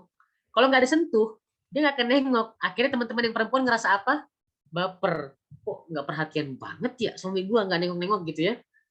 Kok ini orang nggak peduli banget. Bukan nggak peduli, dia kagak denger. Nggak fokus gitu ya. Itu laki-laki. Itu karakteristik yang pertama. Yang kedua, perempuan beda lagi. Kalau perempuan multitasking. Dia bisa ngerjain banyak hal dalam satu waktu. Gendong anak, masak, nonton live YouTube, bisa semua dia dikerjain dalam satu waktu. Itu perempuan. Yang berikutnya, laki-laki itu lebih senang menyelesaikan masalah sendirian. Itu laki-laki. Makanya kalau bedanya kalau laki-laki ditanya masalahmu tuh apa? Lebih sering, nggak apa-apa lah. Nggak kenapa-napa kok, gampang bisa selesaikan. Itu laki-laki cenderung seperti itu. Perempuan yang nggak paham akhirnya apa? Baper lagi gitu. Nggak mau cerita sama istri sendiri gitu. Padahal belum tentu. Bukan nggak mau cerita, dia nggak mau ngebebani pasangannya gitu. Kalau perempuan beda lagi. Coba tanya, masalahmu itu apa? Diceritain semua A sampai Z. Nggak berhenti-berhenti. Karena memang perempuan itu kebutuhan bicaranya banyak. Sehari itu perempuan tuh butuh 20.000 sampai 36.000 kata per hari. Untuk dikeluarkan oleh mulut dia. Makanya perempuan itu kan bawel ya. Terkenal bawel, cerewet gitu ya. Itu udah fitrahnya. Nah, laki-laki yang nggak siap akan pusing gitu. Perasaan cerita mulu deh. Kalau nggak salah ini udah saya dengerin kemarin deh. Kamu udah pernah cerita deh. Ya nggak apa-apa, itu perempuan memang gitu. Diceritain mulu semuanya. Bahkan dia akan tahu detail gitu ya. Kesalahan itu di masa lalu dia akan tahu banget gitu. Kita pernah salah nih setahun yang lalu. Sekarang dia akan masih ingat betul gitu. Akan paham dan ingat apa yang kita lakuin setahun yang lalu. Itu perempuan. Sampai laki-laki akan bilang, saya aja lupa gitu ya. Saya nggak tahu saya berbuat salahnya apa gitu. Itu laki-laki. Kalau perempuan enggak, dia akan absen semua. Kamu dulu begini gitu. Dia ingat semua. Itu karakteristik. Kalau ini nggak dipelajari akan berantem. Kenapa? Karena memang nggak klop nantinya, akan saling baper. Yang laki-laki baper, yang laki-laki perempuan seperti itu, yang perempuan baper dengan laki-laki seperti itu. Padahal ini fitrah yang biasa. Bahkan saya sampaikan satu fakta yang mungkin teman-teman baru tahu. Dan ini penting, karena kalau nggak akan berantem rumah tangganya. Apa faktanya? Ternyata dalam Al-Quran itu, Allah bilang kata perempuan itu apa?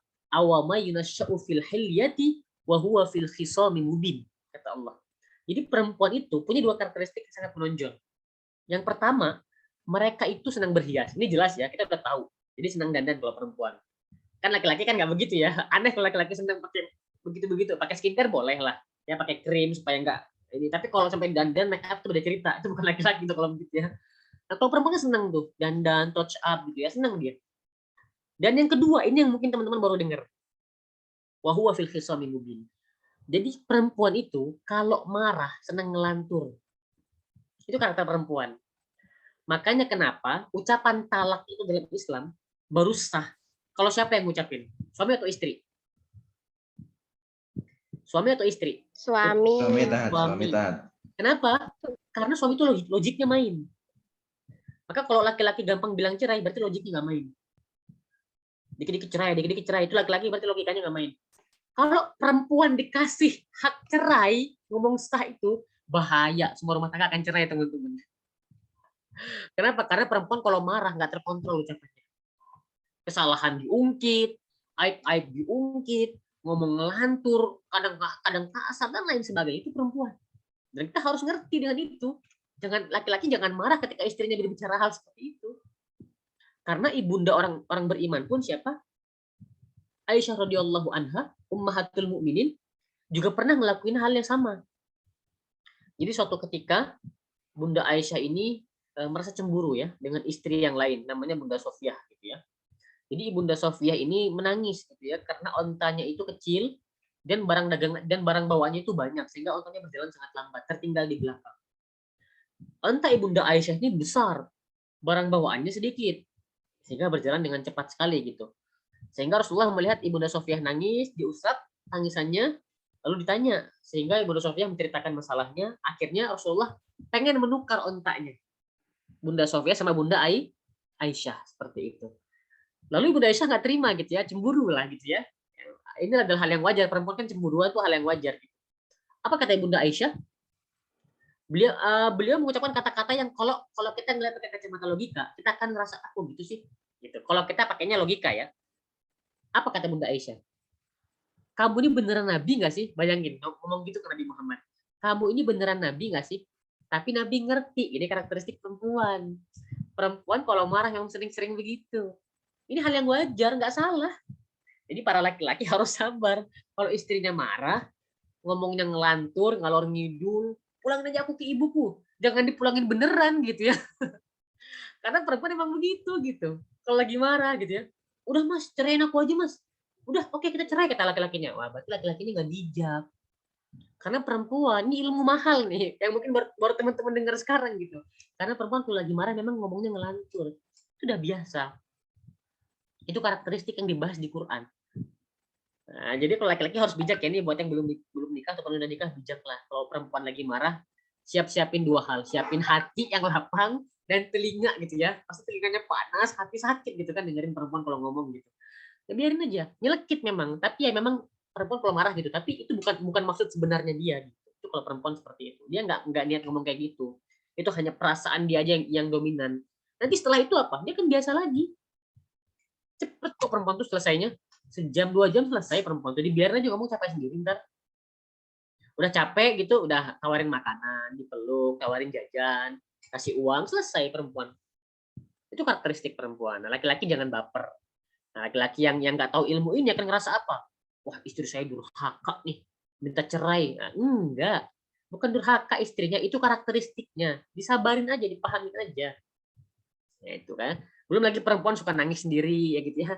Ada masalah kecil nangis, curhat. Laki-laki yang nggak paham bilangnya apa? Ini bahaya nih bagi laki-laki. Ini bahaya. Laki-laki yang nggak paham akan bilang apa? Cuma gitu doang nangis. Nah, kata-kata cuma ini yang bahaya. Bagi perempuan itu nggak cuma loh.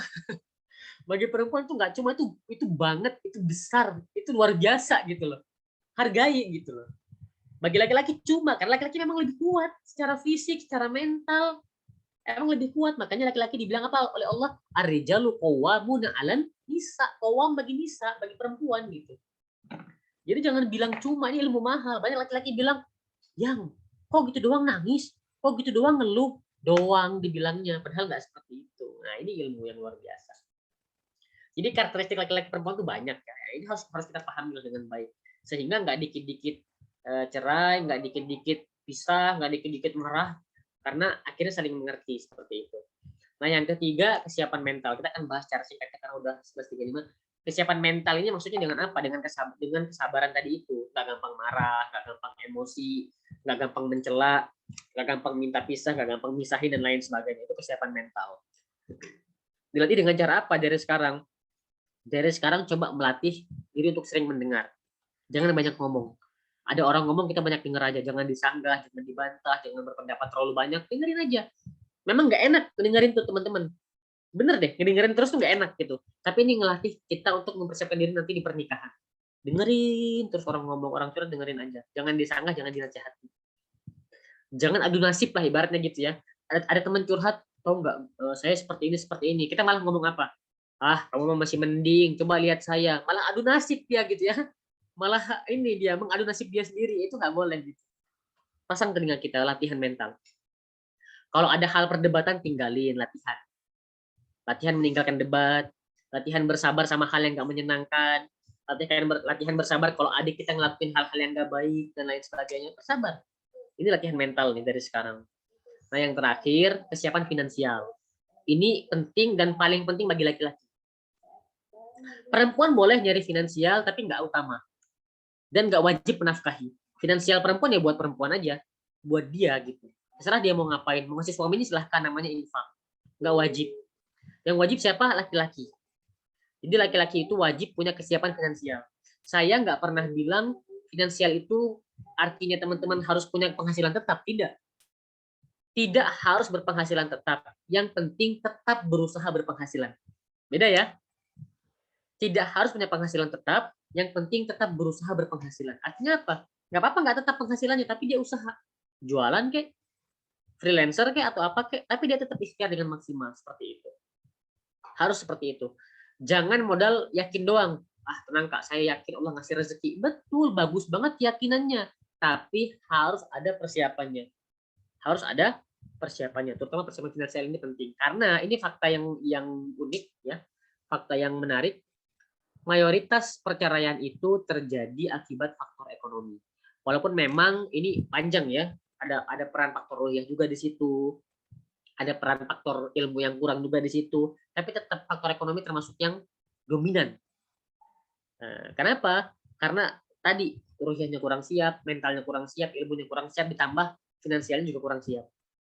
Nggak harus mapan, yang penting senantiasa berusaha untuk lebih baik setiap harinya. Memberikan yang terbaik kepada pasangan. Seperti itu ya. Wallahu taala alam bisawab. Semoga bermanfaat materinya. Kurang lebihnya mohon maaf. Saya serahkan kembali kepada MC ataupun moderator.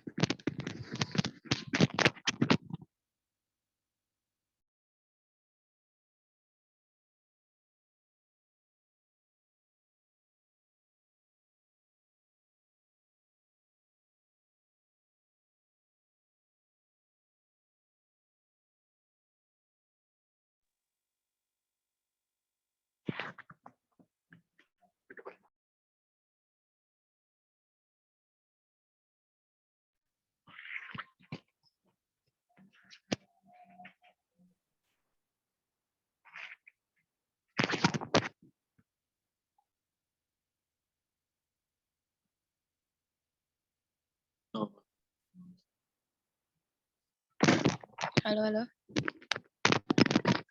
Halo.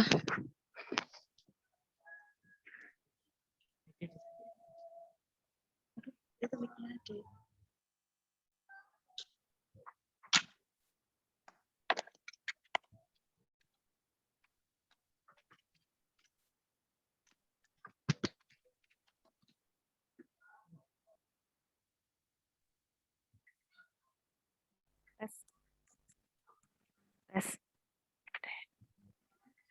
Oke, ternyata ilmunya yang baru kita tahu banyak banget ya dari Bang Rizal ini.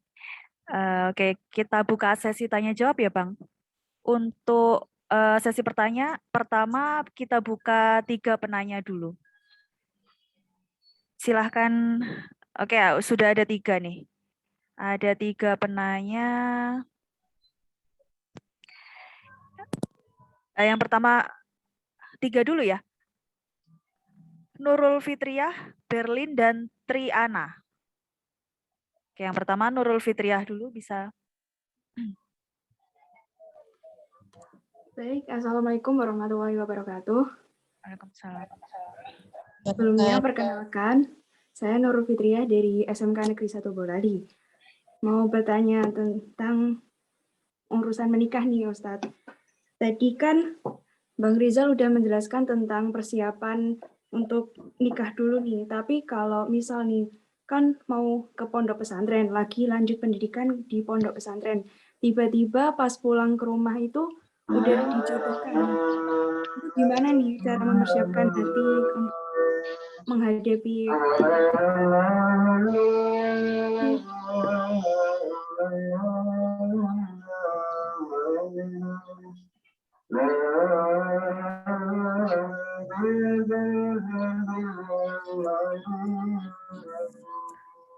Ini dari yang mana ya? Dari yang mana ya? Sebentar.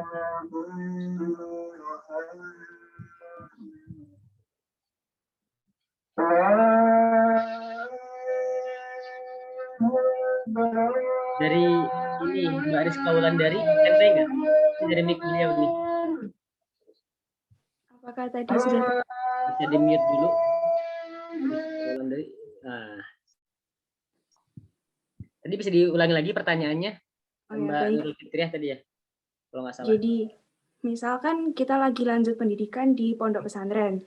Nah, tiba-tiba pas sampai rumah atau lagi pulang ke rumah, udah ada calon nih dijodohkan sama orang tua. Padahal dari diri kita itu belum siap. Nah, gimana menurut Abang Rizal itu cara buat mempersiapkan hati, untuk menata hati, mempersiapkan diri dari persoalan tersebut? Oke, baik. Saya udah nangkep pertanyaannya. Bismillah sebentar ya.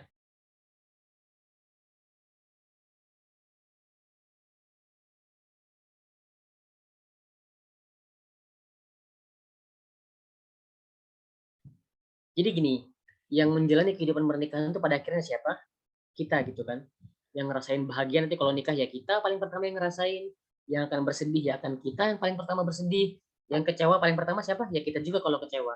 Maka kalau kita ngerasa belum siap benar-benar, komunikasikan dulu ke orang tua. Komunikasikan, jangan karena orang tua bilang, udah saya jodohin kamu nak sama ini, kita iya aja dulu gitu. Kita lihat diri kita, kalau memang kita belum siap, sampaikan dulu. Kalau orang tua maksa terus dan lain sebagainya, minimal minta waktu lah, space waktu untuk kita belajar, mempersiapkan dulu. Misal kita ngerasa, aduh ini terlalu cepat, kalau sekarang misalnya gitu ya, bisa nggak beberapa bulan dulu saya pengen belajar dan lain sebagainya.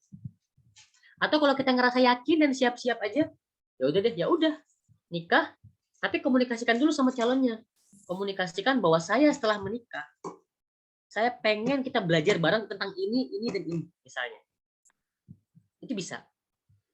Jadi sehingga nanti pernikahannya pun walaupun nanti terbatas nih waktu persiapannya, ada komitmen setelah menikah pengen belajar bareng-bareng. Ketemukan orang tua dia ada, orang tuamu ada, ngobrol bareng bilang, oke, misalnya ya, kalau nggak ada pilihan lain misalnya dia, saya terima saya nikah dalam waktu dekat, tapi syaratnya misalnya saya mau kita belajar bareng tentang ilmu ini dan ini, baik dari kelas ataupun dari buku dan lain sebagainya. Ada komitmen belajar bersama di situ. Sehingga nanti kan orang tua tahu nih jadi saksi. Nanti kalau ada salah satu yang melanggar komitmen bisa disampaikan loh dan kepada orang tua bahwa ternyata ini nggak komitmen dan lain sebagainya gitu. Itu pilihan terakhir, tapi kalau udah nggak ada pilihan lain, pilihan pertama yang paling baik apa? Tanya diri sendiri nih, saya siap nggak kira-kira ya? Saya siap nggak nih? Tanyakan nih, saya kira-kira nanti ngurus suami bisa nggak gitu ya? Udah siap belum? Harus banyak waktunya di rumah dan lain sebagainya. Harus ngurus orang lain. Apakah saya udah bener ngurus diri sendiri dan lain sebagainya? Kalau kita ngerasa jawabannya belum siap, komunikasikan ke orang tua. Orang tua wajib tahu tentang itu. Orang tua wajib tahu.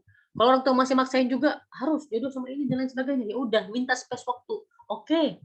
Tapi boleh nggak ada space waktu buat saya belajar dan mempersiapkan diri dulu gitu ya. 5 bulan misal, atau setengah tahun, atau 1 tahun, atau berapa, jadi nggak dadakan. Dan yang ketiga, kalau nggak ada pilihan lain, misalnya kita harus nerima banget, ya udah, tapi komitmen belajar bareng-bareng. Belajar bareng-bareng dan sampaikan bahwa saya ini adalah orang yang masih belajar gitu. Jadi jangan nanti gampang marah gitu ya. Kalau ngelihat saya keliru, jangan gampang kecewa ngelihat kekurangan saya, sampaikan itu dengan baik. Dan tanyakan pertanyaan-pertanyaan penting gitu ya kepada pasangan. Misal, kalau kamu marah, kamu ngapain? Itu penting. Apakah kamu tipe orang yang kalau marah tuh bentak-bentak atau misalnya banting barang? Kita harus tahu itu dari sebelum menikah. Seperti itu. Kita harus tahu itu. Karakteristiknya seperti apa? Apakah dia tipe orang yang kalau marah pergi gitu aja dan lain sebagainya? Kita harus tahu sehingga kita tahu nih. Kira-kira kita siap nggak bersama dia kayak gitu. Tapi tetap pilihan pertamanya apa? Komunikasi ke orang tua tentang kesiapan kita. Kalau belum siap jangan bilang siap. Karena pernikahan tuh nggak gampang. Saya bilang pernikahan tuh nggak gampang. Tapi akan jadi gampang pada akhirnya kalau kita bekali dengan kesabaran, persiapan, dan doa yang maksimal. Itu butuh proses. Sampai ke tahap gampang tuh butuh proses. Di awal-awal pernikahan itu adalah langkah-langkah yang berat. Makanya banyak orang bercerai itu di usia 5 tahun pertama pernikahan tuh banyak banget. Karena memang tidak mudah di usia-usia seperti itu, masih saling mengenal, saling memahami dan lain sebagainya. Seperti itu. Wallahu a'lam bishawab. Baik, terima kasih atas penjelasan dan motivasinya dari Bang Rizal. Oke, terima kasih Bang Rizal. Untuk Nurul sudah puas ya dengan jawaban Ustadz Bang Rizal? Alhamdulillah sudah. Oke, selanjutnya pertanyaan kedua dari Triana Kurniawati. Ya. Assalamualaikum warahmatullahi wabarakatuh. Perkenalkan, nama saya Triana Kurniawati dari SMK Negeri 1 Surakarta. Saya ingin bertanya, bagaimana pendapat kakak terkait dengan orang tua yang memaksa anak perempuannya untuk menikah dan tidak diperbolehkan berpendidikan tinggi hanya karena banyak orang berpendapat bahwa wanita hanya bekerja di rumah. Terima kasih. Ini untuk pertanyaan pertama, saya anggap ini 2 pertanyaan ya. Pertanyaan pertama tadi, bagaimana orang tua yang memaksa menikah, itu dulu ya. Sama jawabannya sama yang tadi, Mbak Nurul Fitriah. Komunikasikan dengan baik. Karena orang tua tuh ya, biasanya gini, beda generasi sama kita. Kita ini rata-rata generasi milenial dan generasi Z. Rata-rata. Generasi Y dan Z. Milenial dan generasi Alpha. Z dan Alpha gitu ya. Milenial itu dari tahun 80 sampai 90-an. Z itu generasi di atas tahun 2000-an. Terus Alpha itu di atas tahun 2010-an. Beda sama orang tua kita yang rata-rata generasi baby boomer. Itu yang lahir tahun 60, 70 gitu ya, 80 awal-awal gitu. Sehingga apa? Gaya komunikasinya beda, mindset-nya beda, inputnya beda. Jadi ketika pertama kali orang tua kita itu, mohon maaf, mengatakan sesuatu yang sifatnya itu nggak sesuai dengan kita, bersabar dulu. Jangan langsung ngomel dulu. Kenapa? Karena beda mindset. Zaman sekarang kita udah mulai kenal pendidikan yang baik, fasilitas yang layak dan lain sebagainya. Sehingga inputnya lebih baik lah. Anggap aja ini orang tua nggak ngerti gitu, belum paham. Itu kejadian kebanyakan. Nah, kedua, tugas kita memahamkan orang tua kita. Memahamkan orang tua kita dengan baik, dengan sabar. Sama orang tua itu kuncinya sabar ngomongnya. Karena semakin kita ngotot, semakin kita kekeh, itu akan semakin menunjukkan bahwa kita nggak siap untuk melangkah lebih jauh gitu. Saya aja izin nikah sama orang tua butuh waktu 1 tahun. Dan orang tua saya bukan orang tua yang tipenya itu orang tua yang berpikiran dulu-dulu banget gitu. Orang tua saya termasuk yang kekinian gitu. Mengerti teknologi dan lain sebagainya. Tapi tetap susah juga ngingetinnya karena beda generasi gitu. Bagi orang tua nikah itu, bagi orang tua itu harus begini dan lain sebagainya. Saya beda gitu. Saya punya pendapat yang berbeda, maka saya harus menyakinin pelan-pelan. Sabar sama orang tua itu. Nggak bisa cepat-cepat pengennya. Terus ingatkan lagi. Nanti kalau ditolak, saya ingatkan lagi seperti itu. Di waktu yang baik dengan cara yang baik. Itu sama orang tua. Sampaikan keinginan kamu dengan tulus gitu. Bahwa saya tuh punya mimpi begini. Saya pengennya begini. Saya pengen A, C, B, dan D gitu ya. Sampaikan aja. Kalau ditolak, mundur dulu. Nanti sampaikan lagi. Catat penolakan orang tua kira-kira karena apa. Alasan tuh apa gitu. Cari tahu, gali. Oh, orang tua saya nolak karena begini. Orang tua saya pengen saya nikah karena A, B, C, dan D. Maka kita bantah sebaliknya. Cari fakta-fakta yang lain, contoh-contoh keberhasilan, beberkan. Begini loh. Tapi dengan cara yang santun ya. Cara yang santun, di waktu yang baik. Karena ngomong sama orang tua tuh apa ya, memang dilematis gitu. Kita nggak bisa terlalu keras, tapi kita juga nggak bisa terlalu santai gitu ya, supaya nggak dianggap kita nggak punya pendirian gitu. Tapi harus tengah-tengah saja. Tegas, sampaikan keinginan kita apa, tapi dengan cara yang baik, dengan cara yang santun gitu ya. Itu yang pertama. Yang kedua, untuk mematahkan argumen bahwa pada akhirnya wanita itu banyak di rumah, sebenarnya nggak seperti itu pada hakikatnya ya. Karena justru perempuan tuh harus berpendidikan tinggi. Justru ya. Kenapa? Karena kan perempuan itu ibu. Al-ummu al-madrasatul ula. Terlepas walaupun bahkan mungkin dia di rumah doang. Walaupun mungkin bahkan dia di rumah doang. nggak kerja misalnya nanti setelah menikah, tetap ibu itu harus berpendidikan tinggi. Kenapa? Karena al-ummu madrasatul ula, ibu itu sekolah pertama anaknya. Makanya para peneliti mengatakan kecerdasan anak itu nurun dari ibu. Itu anak. Kecerdasan anak nurun dari si ibu. Maka ibunya harus banyak tahu, karena kan paling banyak bersama anak nanti. Nanti nyusuin sama siapa? Kan ibu yang nyusui, yang melahirkan ibu, yang mengandung ibu. Jadi sehingga kalau ibunya itu pendidikannya tinggi, dia tahu harus berbuat apa. Kalau dianya cerdas, dia pinter, dia punya prestasi tinggi, dia tahu harus berbuat apa nantinya. Nggak keliru, nggak gampang termakan hoax zaman sekarang gitu ya. Nggak gampang termakan hoax dan lain sebagainya. Dan anaknya pun akan melihat ibunya jadi role model. Oh, ibu saya itu ternyata punya pendidikan tinggi gitu. Ini role model saya sekarang gitu. Itu ya, terlepas nanti apakah perempuannya mau bekerja, mau di rumah doang, tetap perempuan itu diusahakan berpendidikan tinggi.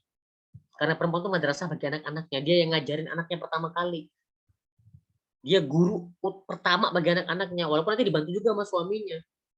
Suami juga membantu. Tapi biasanya usia 0 sampai 2 tahun, menurut para ahli, anak itu harus lebih dekat sama ibunya. Untuk apa? Menularkan empati. Itu dari ibu datangnya empati itu. Rasa empati, kasih sayang itu dari ibu. Laki-laki nanti apa? Ketangguhan, fisik, kuatan, itu tuh laki-laki. Di usia berapa? Biasanya 3 sampai 4 tahun pindah ke bapaknya, kenalin apa ya namanya, permainan yang sifatnya fisik, terutama anak laki-laki ya, benturan fisik dan lain sebagainya. Nah, usia 0 sampai 2 tahun tuh ibunya semua tuh. Kalau ibunya berpendidikan tinggi, dia jadi lebih tahu kan harus belajar apa, ngasih tahu apa, oh caranya begini dan lain sebagainya. Ini sebenarnya hal yang bisa dipatahkan. Tinggal bagaimana caranya kita mengkomunikasikan ini kepada orang tua kan gitu. Kalau ngomong sama teman-teman yang paham sih kan enak-enak aja ya. Ngomong sama Mbak MC, ngomong sama peserta, ngomong sama panitia enak aja karena paham kita. Kita generasi milenial rata-rata akan menerima pendapat ini gitu. Tapi kalau sama orang tua butuh kesabaran ekstra untuk menjelaskan ini. Butuh kesabaran ekstra. Nah, terakhir berdoa kepada Allah, memohon kemudahan supaya Allah kasih jalan keluar terbaik. Itu yang selalu saya bilang. Udah tinggal minta aja ke Allah jalan keluar yang terbaik apapun hasilnya. Minta yang terbaik apapun hasilnya. Seperti itu. Wallahu a'lam bishawab. Oke, terima kasih Bang Rizal. Untuk Triana sudah puas dengan jawaban Bang Rizal ya? Ya, sudah. Terima kasih. Ya, oke, untuk penanya ketiga silahkan Dani Rizky Tantomo. Ya, baik. Terima kasih. Sebelumnya mohon maaf tidak bisa on cam. Ya. Terkait materi yang telah disampaikan, nikah dulu atau sukses dulu. Izin bertanya, manusia bisa bahagia dalam hidupnya jika dia punya mindful relationship yang salah satunya dari pernikahan. Apa sih akar dari kebingungan antara nikah dulu atau sukses dulu dalam bagi mahasiswa semester akhir? Dan apa sih yang perlu diwaspadai jika kita sudah mempunyai plan atau rencana, tetapi kedua orang tua kita berbeda dengan plan dan rencana kita? Perlu diketahui persiapan menikah kan itu harus mempersiapkan secara fisik, mental, dan finansial begitu. Terima kasih. Oke. Kita tunggu jawaban dari Bang Rizal ya. Baik, pertanyaan yang bagus, pertanyaan yang menarik. Jadi gini, teman-teman yang dirahmati oleh Allah Subhanahu wa taala, sebenarnya pertanyaan pertama tadi dari Mas udah kejawab di pertanyaan kedua. Jadi orang itu bingung antara nikah atau ngejar keberhasilan karena apa? Karena targetnya belum jelas. Orang kalau goals-nya, targetnya udah jelas akan bingung.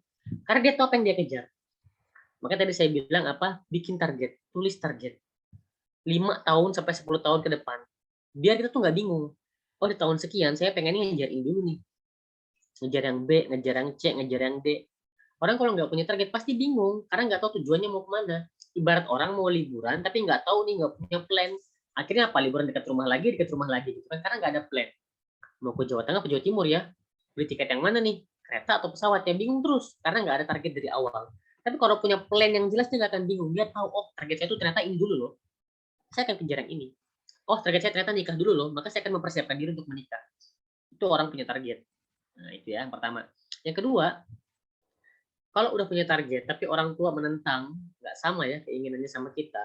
Lagi-lagi tadi seperti yang saya sampaikan, bersabar, sampaikan di waktu yang baik, catat kira-kira apa yang membuat orang tua nggak setuju sama kita. Dan itu yang saya lakuin. Contoh saya, dulu saya pengen nikah. Saya merasa siap nikah, saya merasa kalau saya nggak nikah akan banyak fitnah. Fitnah maksudnya itu fitnah godaan gitu ya. Karena saya dulu posisinya usia 21 tahun, udah cukup dikenal di Jakarta, karena dulu saya tugasnya sebagai public speaker keliling di Jakarta. Keliling kampus-kampus, keliling ke SMA. Saya merasa kalau saya nggak segera nikah, saya bisa kena fitnah gitu ya, bisa kena godaan yang tidak saya inginkan seperti itu. Maka saya merasa saya udah siap nikah karena saya udah punya penghasilan saat itu, saya udah punya relasi yang cukup baik, kesiapan sudah lumayan, sehingga saya merasa saya harus siap nikah. Saya harus segera menikah gitu. Saya sampaikan ke orang tua. Alhamdulillah ditolak mentah-mentah. Saya ngomong pertama kali pengen nikah di usia 20 tahun. Tahun 2015. Bulan Maret atau April saya pertama kali ngomong ke orang tua saya. Tolak mentah-mentah. Bahkan ibu saya itu marah besar. Kalau bapak sih namanya laki-laki ya lebih cuek ya, lebih gimana kamu aja tapi gini begini. Itu laki-laki kan lebih begitu kalau nasihatin. Kalau ibu enggak, harus selesaiin dulu segala macam, banyak sekali. Apakah saya marah, kecewa karena keinginan saya nggak sama ini sama target orang tua saya? Tidak sama sekali. Tapi saya justru apa? Mencatat baik-baik apa keluh kesah orang tua saya. Saya catat orang tua saya bilang kerjaan saya belum benar-benar settle, terus juga takut kuliahnya terbengkalai dan lain sebagainya, itu saya catat baik-baik. Nah, hal-hal yang menjadi kegelisahan orang tua saya itu saya buktikan sebaliknya. Karena orang tua itu butuh bukti, bukan kata-kata. Saya buktikan sebaliknya. Saya akhirnya ngapain? Kerjaannya makin ramai waktu itu di Jakarta. Saya makin sering muncul di mana-mana gitu ya. Orang tua ngelihat akhirnya kan, orang tua ngelihat poster saya di mana-mana saat itu. Terus juga saya waktu itu mulai daftar kuliah, karena saya kuliahnya mundur ya. Karena saya waktu itu ngafal Quran dulu. Saya kuliahnya termasuk yang mundur. Orang tua saya tuh takut kalau saya nikah, saya nggak kuliah lagi gitu loh. Nggak jadi lanjut kuliah gitu. Gara-gara saya kan nggak kuliah dulu awalnya. Saya habis lulus SMA tahun 2013 saya ngafal Quran sampai tahun 2014. Habis itu saya nggak ngapa-ngapain. Saya belajar bisnis, belajar public speaking, nggak kuliah saya. Jadi saya kuliahnya di non formal. Jadi banyak ikut seminar-seminar, pelatihan-pelatihan seperti itu untuk mengembangkan kapasitas diri. Jadi orang tua saya khawatir kalau saya nggak kuliah, saya nikah, saya nggak kuliah. Saya buktiin saya daftar kuliah akhirnya tahun 2015. Saya daftar kuliah, saya masuk kuliah, saya rajin kuliahnya awal-awal itu. Saya rajin, saya buktikan saya bisa kuliah, saya mau kuliah. Akhirnya terbantah lagi tuh orang tua, keluh orang tua gitu ya. Saya bantah satu-satu, saya buktikan satu persatu bahwa keraguan orang tua saya patahkan sampai akhirnya akhir tahun 2015 bulan apa ya? Kalau nggak salah bulan September kalau nggak salah. Itu akhirnya ibu saya ngasih lampu hijau. Nggak butuh waktu lama teman-teman. Hampir berapa bulan ya dari mulai awal tahun sampai ngasih lampu hijau untuk saya menikah gitu ya. Nah disitulah baru saya mulai alhamdulillahnya akhirnya tercapai juga mimpi saya gitu ya. Wajar orang tua tuh punya keinginan sendiri, wajar kadang-kadang. Itu juga punya keinginan sendiri sebagai anak, wajar. Tinggal bagaimana caranya mengkomunikasikan hal itu dan mematahkan keraguan mereka. Mereka ragunya di mana? Patahkan itu dengan apa? Dengan bukti, jangan dengan kata-kata. Karena kalau dengan kata-kata susah. Contoh saya waktu itu, orang tua saya bilang saya belum kerja yang settle waktu itu ya, belum benar kerjanya. Bisa aja teman-teman, saya ini lulusan pesantren loh. Saya pesantren 7 tahun. Kemampuan pengetahuan agama saya lumayan. Bisa aja kalau saya nggak bijak, saya bilang apa ke orang tua saya, Bu, ada dalam Quran Bu dalil yang mengatakan kalau kita kurang, nanti Allah kayakan kita kalau menikah Bu. Bisa aja saya bilang gitu ke ibu saya. Saya patahkan pakai dalil Quran bisa, pakai data bisa, tapi saya nggak begitu. Saya buktikan. Karena orang tua lebih percaya sama bukti daripada kata-kata gitu. Jadi patahin keraguan orang tua dan komunikasikan dengan baik ke orang tua tentang keinginan kita itu seperti apa. Wallahu a'lam bishawab. Ya, terima kasih Bang Rizal. Untuk selanjutnya, penanya keempat, Hasasah Sulistiawati. Assalamualaikum warahmatullahi wabarakatuh. Waalaikumsalam. Yang di sini yang mau saya tanyakan, kalau seumpamanya kita sebagai mahasiswa kita itu masih ingin maksudnya melanjutkan pendidikan gitu, tapi ada satu hal tuh adalah seseorang yang mau mengajak serius seperti itu, tapi kita itu masih kayak sebenarnya nggak menolak sih Mbak, tapi kayak seperti apa ya Mbak namanya tuh Apa namanya? mengalihkan dulu gitu, dan kita itu memberikan alasan-alasan seperti itu, apakah itu tuh sudah benar atau belum gitu Mbak. Oke, nanti akan dijawab oleh Bang Rizal ya. Gimana nih Bang Rizal kira-kira? Bingung jawabnya berarti ya? Juga berkaitan dengan keadaan finansial juga, terus juga maksudnya masih dalam keadaan maksudnya kuliah, dan kuliahnya itu pun yang membiayai itu bukan orang tua seperti itu. Oke. Terima kasih. Wassalamualaikum warahmatullahi wabarakatuh. Waalaikumsalam. Kalau gini sebenarnya simpel ya, teman-teman yang dirahmati oleh Allah. Sampaikan aja apa adanya. Jadi sampaikan kondisinya apa adanya, tinggal lihat respon laki-lakinya gitu. Jadi karena memang gini teman-teman, menikah itu kan sebelum menikah kita harus sedemikian rupa menyampaikan keadaan kita kepada calon pasangan kita. Baik itu keadaan finansial, keadaan kesiapan ilmu kita, garis keturunan keluarga kita, terus disampaikan. Jadi nggak usah ragu, nggak usah takut, karena semakin kita melakukan penundaan untuk menyampaikan apa adanya, nanti akan semakin bisa menimbulkan fitnah. Akhirnya kita malah berkomunikasi dalam sesuatu hubungan yang bisa menjerumuskan, ada potensi menjerumuskan gitu ya. Nah maka sebaiknya sampaikan kondisimu gitu. Kalau dia memang nggak siap sama kondisimu, dia akan bilang, dia akan meninggalkan kamu, ya udah berarti kamu Allah selamatkan dari orang yang kurang tepat. Gitu ya. Kalau kamu udah sampai kondisi nih, saya seperti ini kondisinya, terus dia menolak, ya udah berarti memang bukan jodohnya. Tapi kalau kamu menyampaikan kondisimu dan dia bilang oke saya siap menunggu, ya udah suruh tungguin aja. Tungguin seberapa siap dia menunggu gitu. Tinggal kamu batasin komunikasi, jangan sampai berkomunikasi sama hal-hal yang tidak diperlukan seperti itu. Maka nggak jadi masalah insyaallah. Allahu a'lam bishawab. Oke. Hasasah gimana? Sudah puas dengan jawaban Bang Rizal?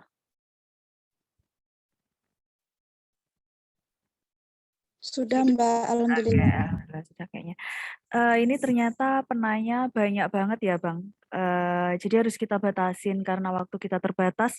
Kita batasin di 5 pertanyaan. Jadi ini satu lagi pertanyaan terakhir dari Muhammad Muslih.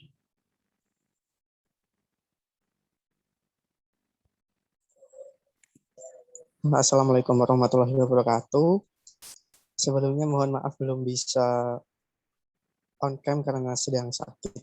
Jadi langsung saja Ustadz, keputusan untuk menikah atau sukses dulu itu kan tergantung dari prinsip kita masing-masing. Nah, problematika yang banyak dialami oleh calon pasangan suami istri itu mereka enggak satu prinsip.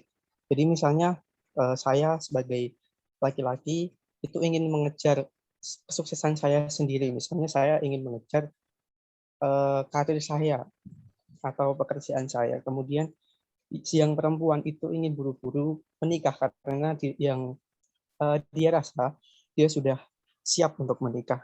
Nah, gimana Ustadz cara untuk menyelaraskan kedua prinsip ini biar satu jalan gitu. Nanti takutnya kalau ada perbedaan prinsip itu malah resikonya membuat hubungan mereka menjadi renggang seperti itu. Itu Ustadz. Ini sesuatu yang sifatnya sederhana sebenarnya. Pertama, kalau mau cepat, maka salah satunya harus mengalah. Kalau mau cepat ya, salah satunya harus mengalah. Entah laki-laki yang mengalah, pada akhirnya ngikutin mau perempuannya, atau perempuannya yang mengalah menunggu laki-laki. Kalau nggak ada yang mau ngalah, ya sudah. Berarti ambil keputusan terbaik. Ya, menepi dulu aja masing-masing. Jangan ngomongin nikah dulu aja gitu. Tapi harus siap. Harus siap apa? Kalau pada akhirnya si perempuan sama yang lain misalnya, karena dia sudah nggak kuat dan dia pengen akhirnya menerima orang yang lebih siap menikah misalnya. Itu ya. Itu konsekuensinya. Jadi kita sebagai laki-laki itu harus tegas, Mas Muslim. Itu laki-laki ya. Kalau kita merasa saya harus ngejar mimpi saya dulu, udah kejar aja. Nggak usah khawatir masalah jodoh. Walaupun kita udah sayang seperti apapun sama si perempuan ini, ya udah. Kalau memang bukan jodoh mah ya bukan aja gitu. Mau Mas Muslim pegang erat-erat nih, jangan lari gitu ya. Kalau bukan jodoh, pasti ada caranya Allah ngelepasin ikatan ini. Tapi kalau jodoh, mau pisah seperti apapun, mau jauh seperti apapun, pasti ada cara Allah menyatukan orang tersebut kembali. Ada caranya. Itu kalau jodoh, ya. Maka sekarang simple. Yang pertama, ada yang ngalah. Siapa yang mau ngalah kira-kira? Apakah si perempuan mau ngalah menunggu Mas Musli ngejar mimpi-mimpinya? Atau Mas Musli yang mau ngalah? Ntar dulu deh ngejar mimpi, nikah dulu, ntar setelah nikah ngejar mimpi bareng istri, ya terserah. Tapi kalau nggak ada yang mau ngalah, ya udah ambil pilihan yang kedua. Pilihan yang beresiko. Apa pilihan yang beresiko? Ya udah fokus masing-masing aja. Mas Musli fokus aja ngejar mimpi, nggak usah mikirin lagi tuh kemauan si perempuan. Si perempuan barangkali memang udah nggak sanggup lagi menahan, akhirnya menikah sama orang lain. Itu konsekuensinya tapi. Nah, maka Mas Musli pikirkan baik-baik. Tenang aja Mas Musli, laki-laki itu kita harus tegas.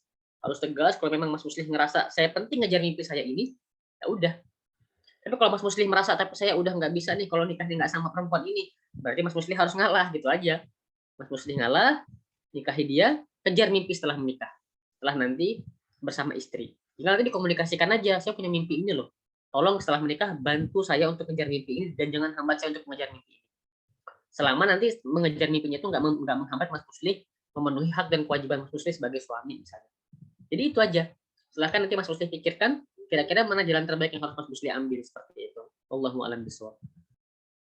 Oke. Sudah puas ya Mas Musli untuk dari Bang Rizal? Kalau misal nggak menemukan titik tengah, itu jalan satu-satunya ya kembali ke egonya masing-masing, kembali ke jalannya masing-masing, dan konsekuensinya ya kita harus siap kehilangan gitu ya Ustaz. Betul. Itu konsekuensi yang harus ditanggung. Tapi sebagai laki-laki ini fokus buat saya sampaikan kepada Mas Musli ya. Kalau Mas Musli punya sesuatu dan Mas Musli ngerasa itu harus dikejar dan nggak bisa dikejar setelah menikah nanti, kejar aja Mas. Karena laki-laki butuh untuk itu. Kenapa? Setelah menikah nanti, karena setelah Mas Musli ngejar itu nanti, setelah menikah Mas Musli akan fokus sama istri.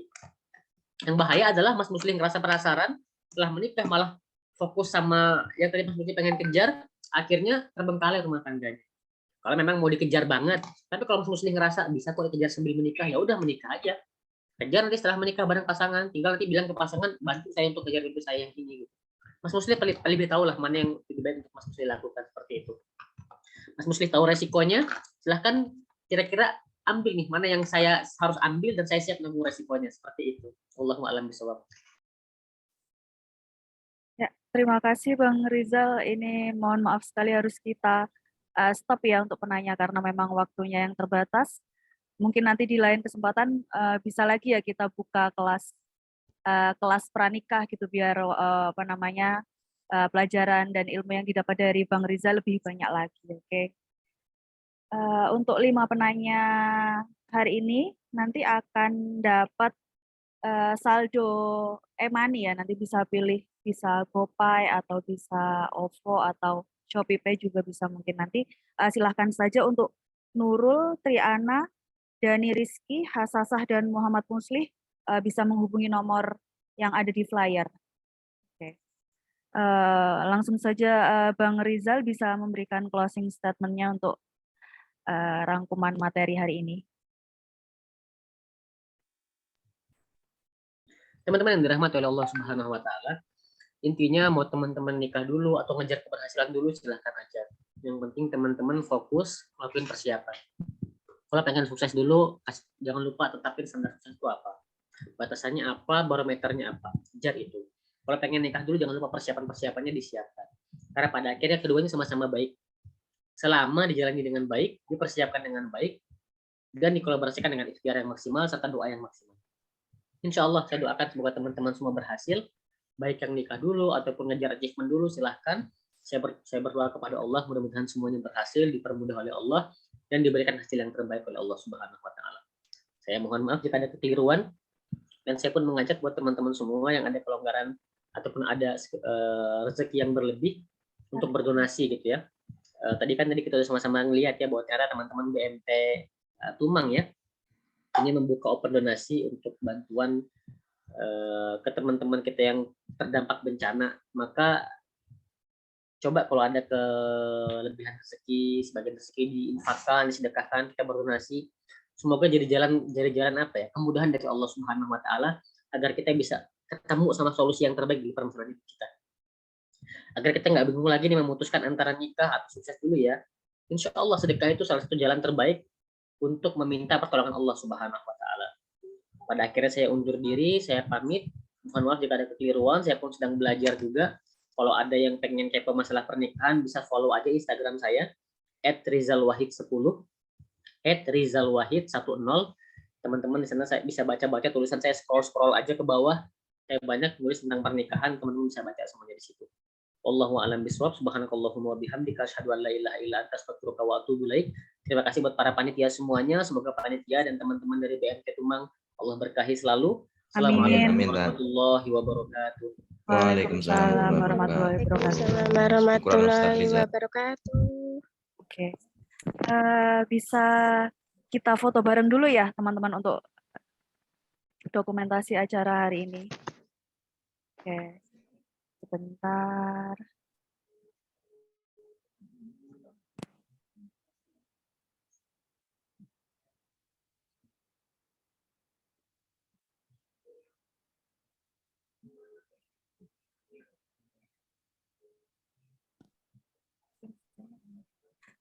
Bisa melambaikan tangan ya.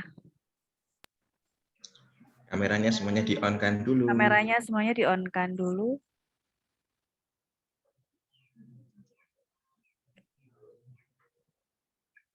Print screen.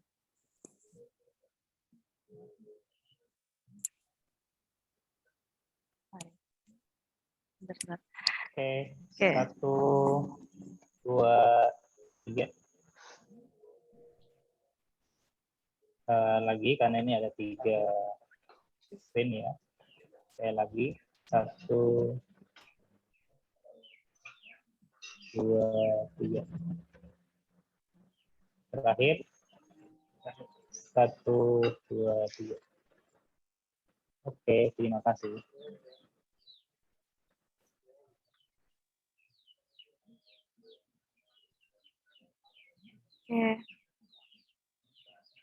Oke, baik teman-teman yang berbahagia, alhamdulillah rangkaian acara seminar virtual pada hari ini sudah berjalan dengan baik. Dan sekali lagi kami ucapkan terima kasih kepada Bang Rizal yang sudah meluangkan waktunya untuk berbagi ilmu bersama kita semua. Dan juga terima kasih kepada para peserta nih yang sudah menyimak dengan sangat antusias ya diskusi kita hari ini. Dan banyak sekali sebenarnya pertanyaan-pertanyaan yang belum bisa dijawab karena keterbatasan waktu. Mungkin nanti di lain kesempatan kita akan mengadakan seminar virtual seperti ini lagi. Kita berikan aplaus untuk kita semua. Oke, sebelum ke penutupan, jangan lupa follow IG kita ya, Baitul Mal BMT Tumang, untuk dapat banyak sekali informasi-informasi menarik di sana. Acara-acara menarik selanjutnya yang akan kita adakan setelah ini ya nanti. Dan banyak juga biasanya kita akan ada giveaway juga gitu. Saya Anastasia, mohon maaf apabila dalam memandu acara ini kurang menyenangkan ataupun ada yang salah, sekaligus saya pamit undur diri. Terima kasih atas perhatiannya. Wassalamualaikum warahmatullahi wabarakatuh. Waalaikumsalam warahmatullahi wabarakatuh. Waalaikumsalam warahmatullahi wabarakatuh.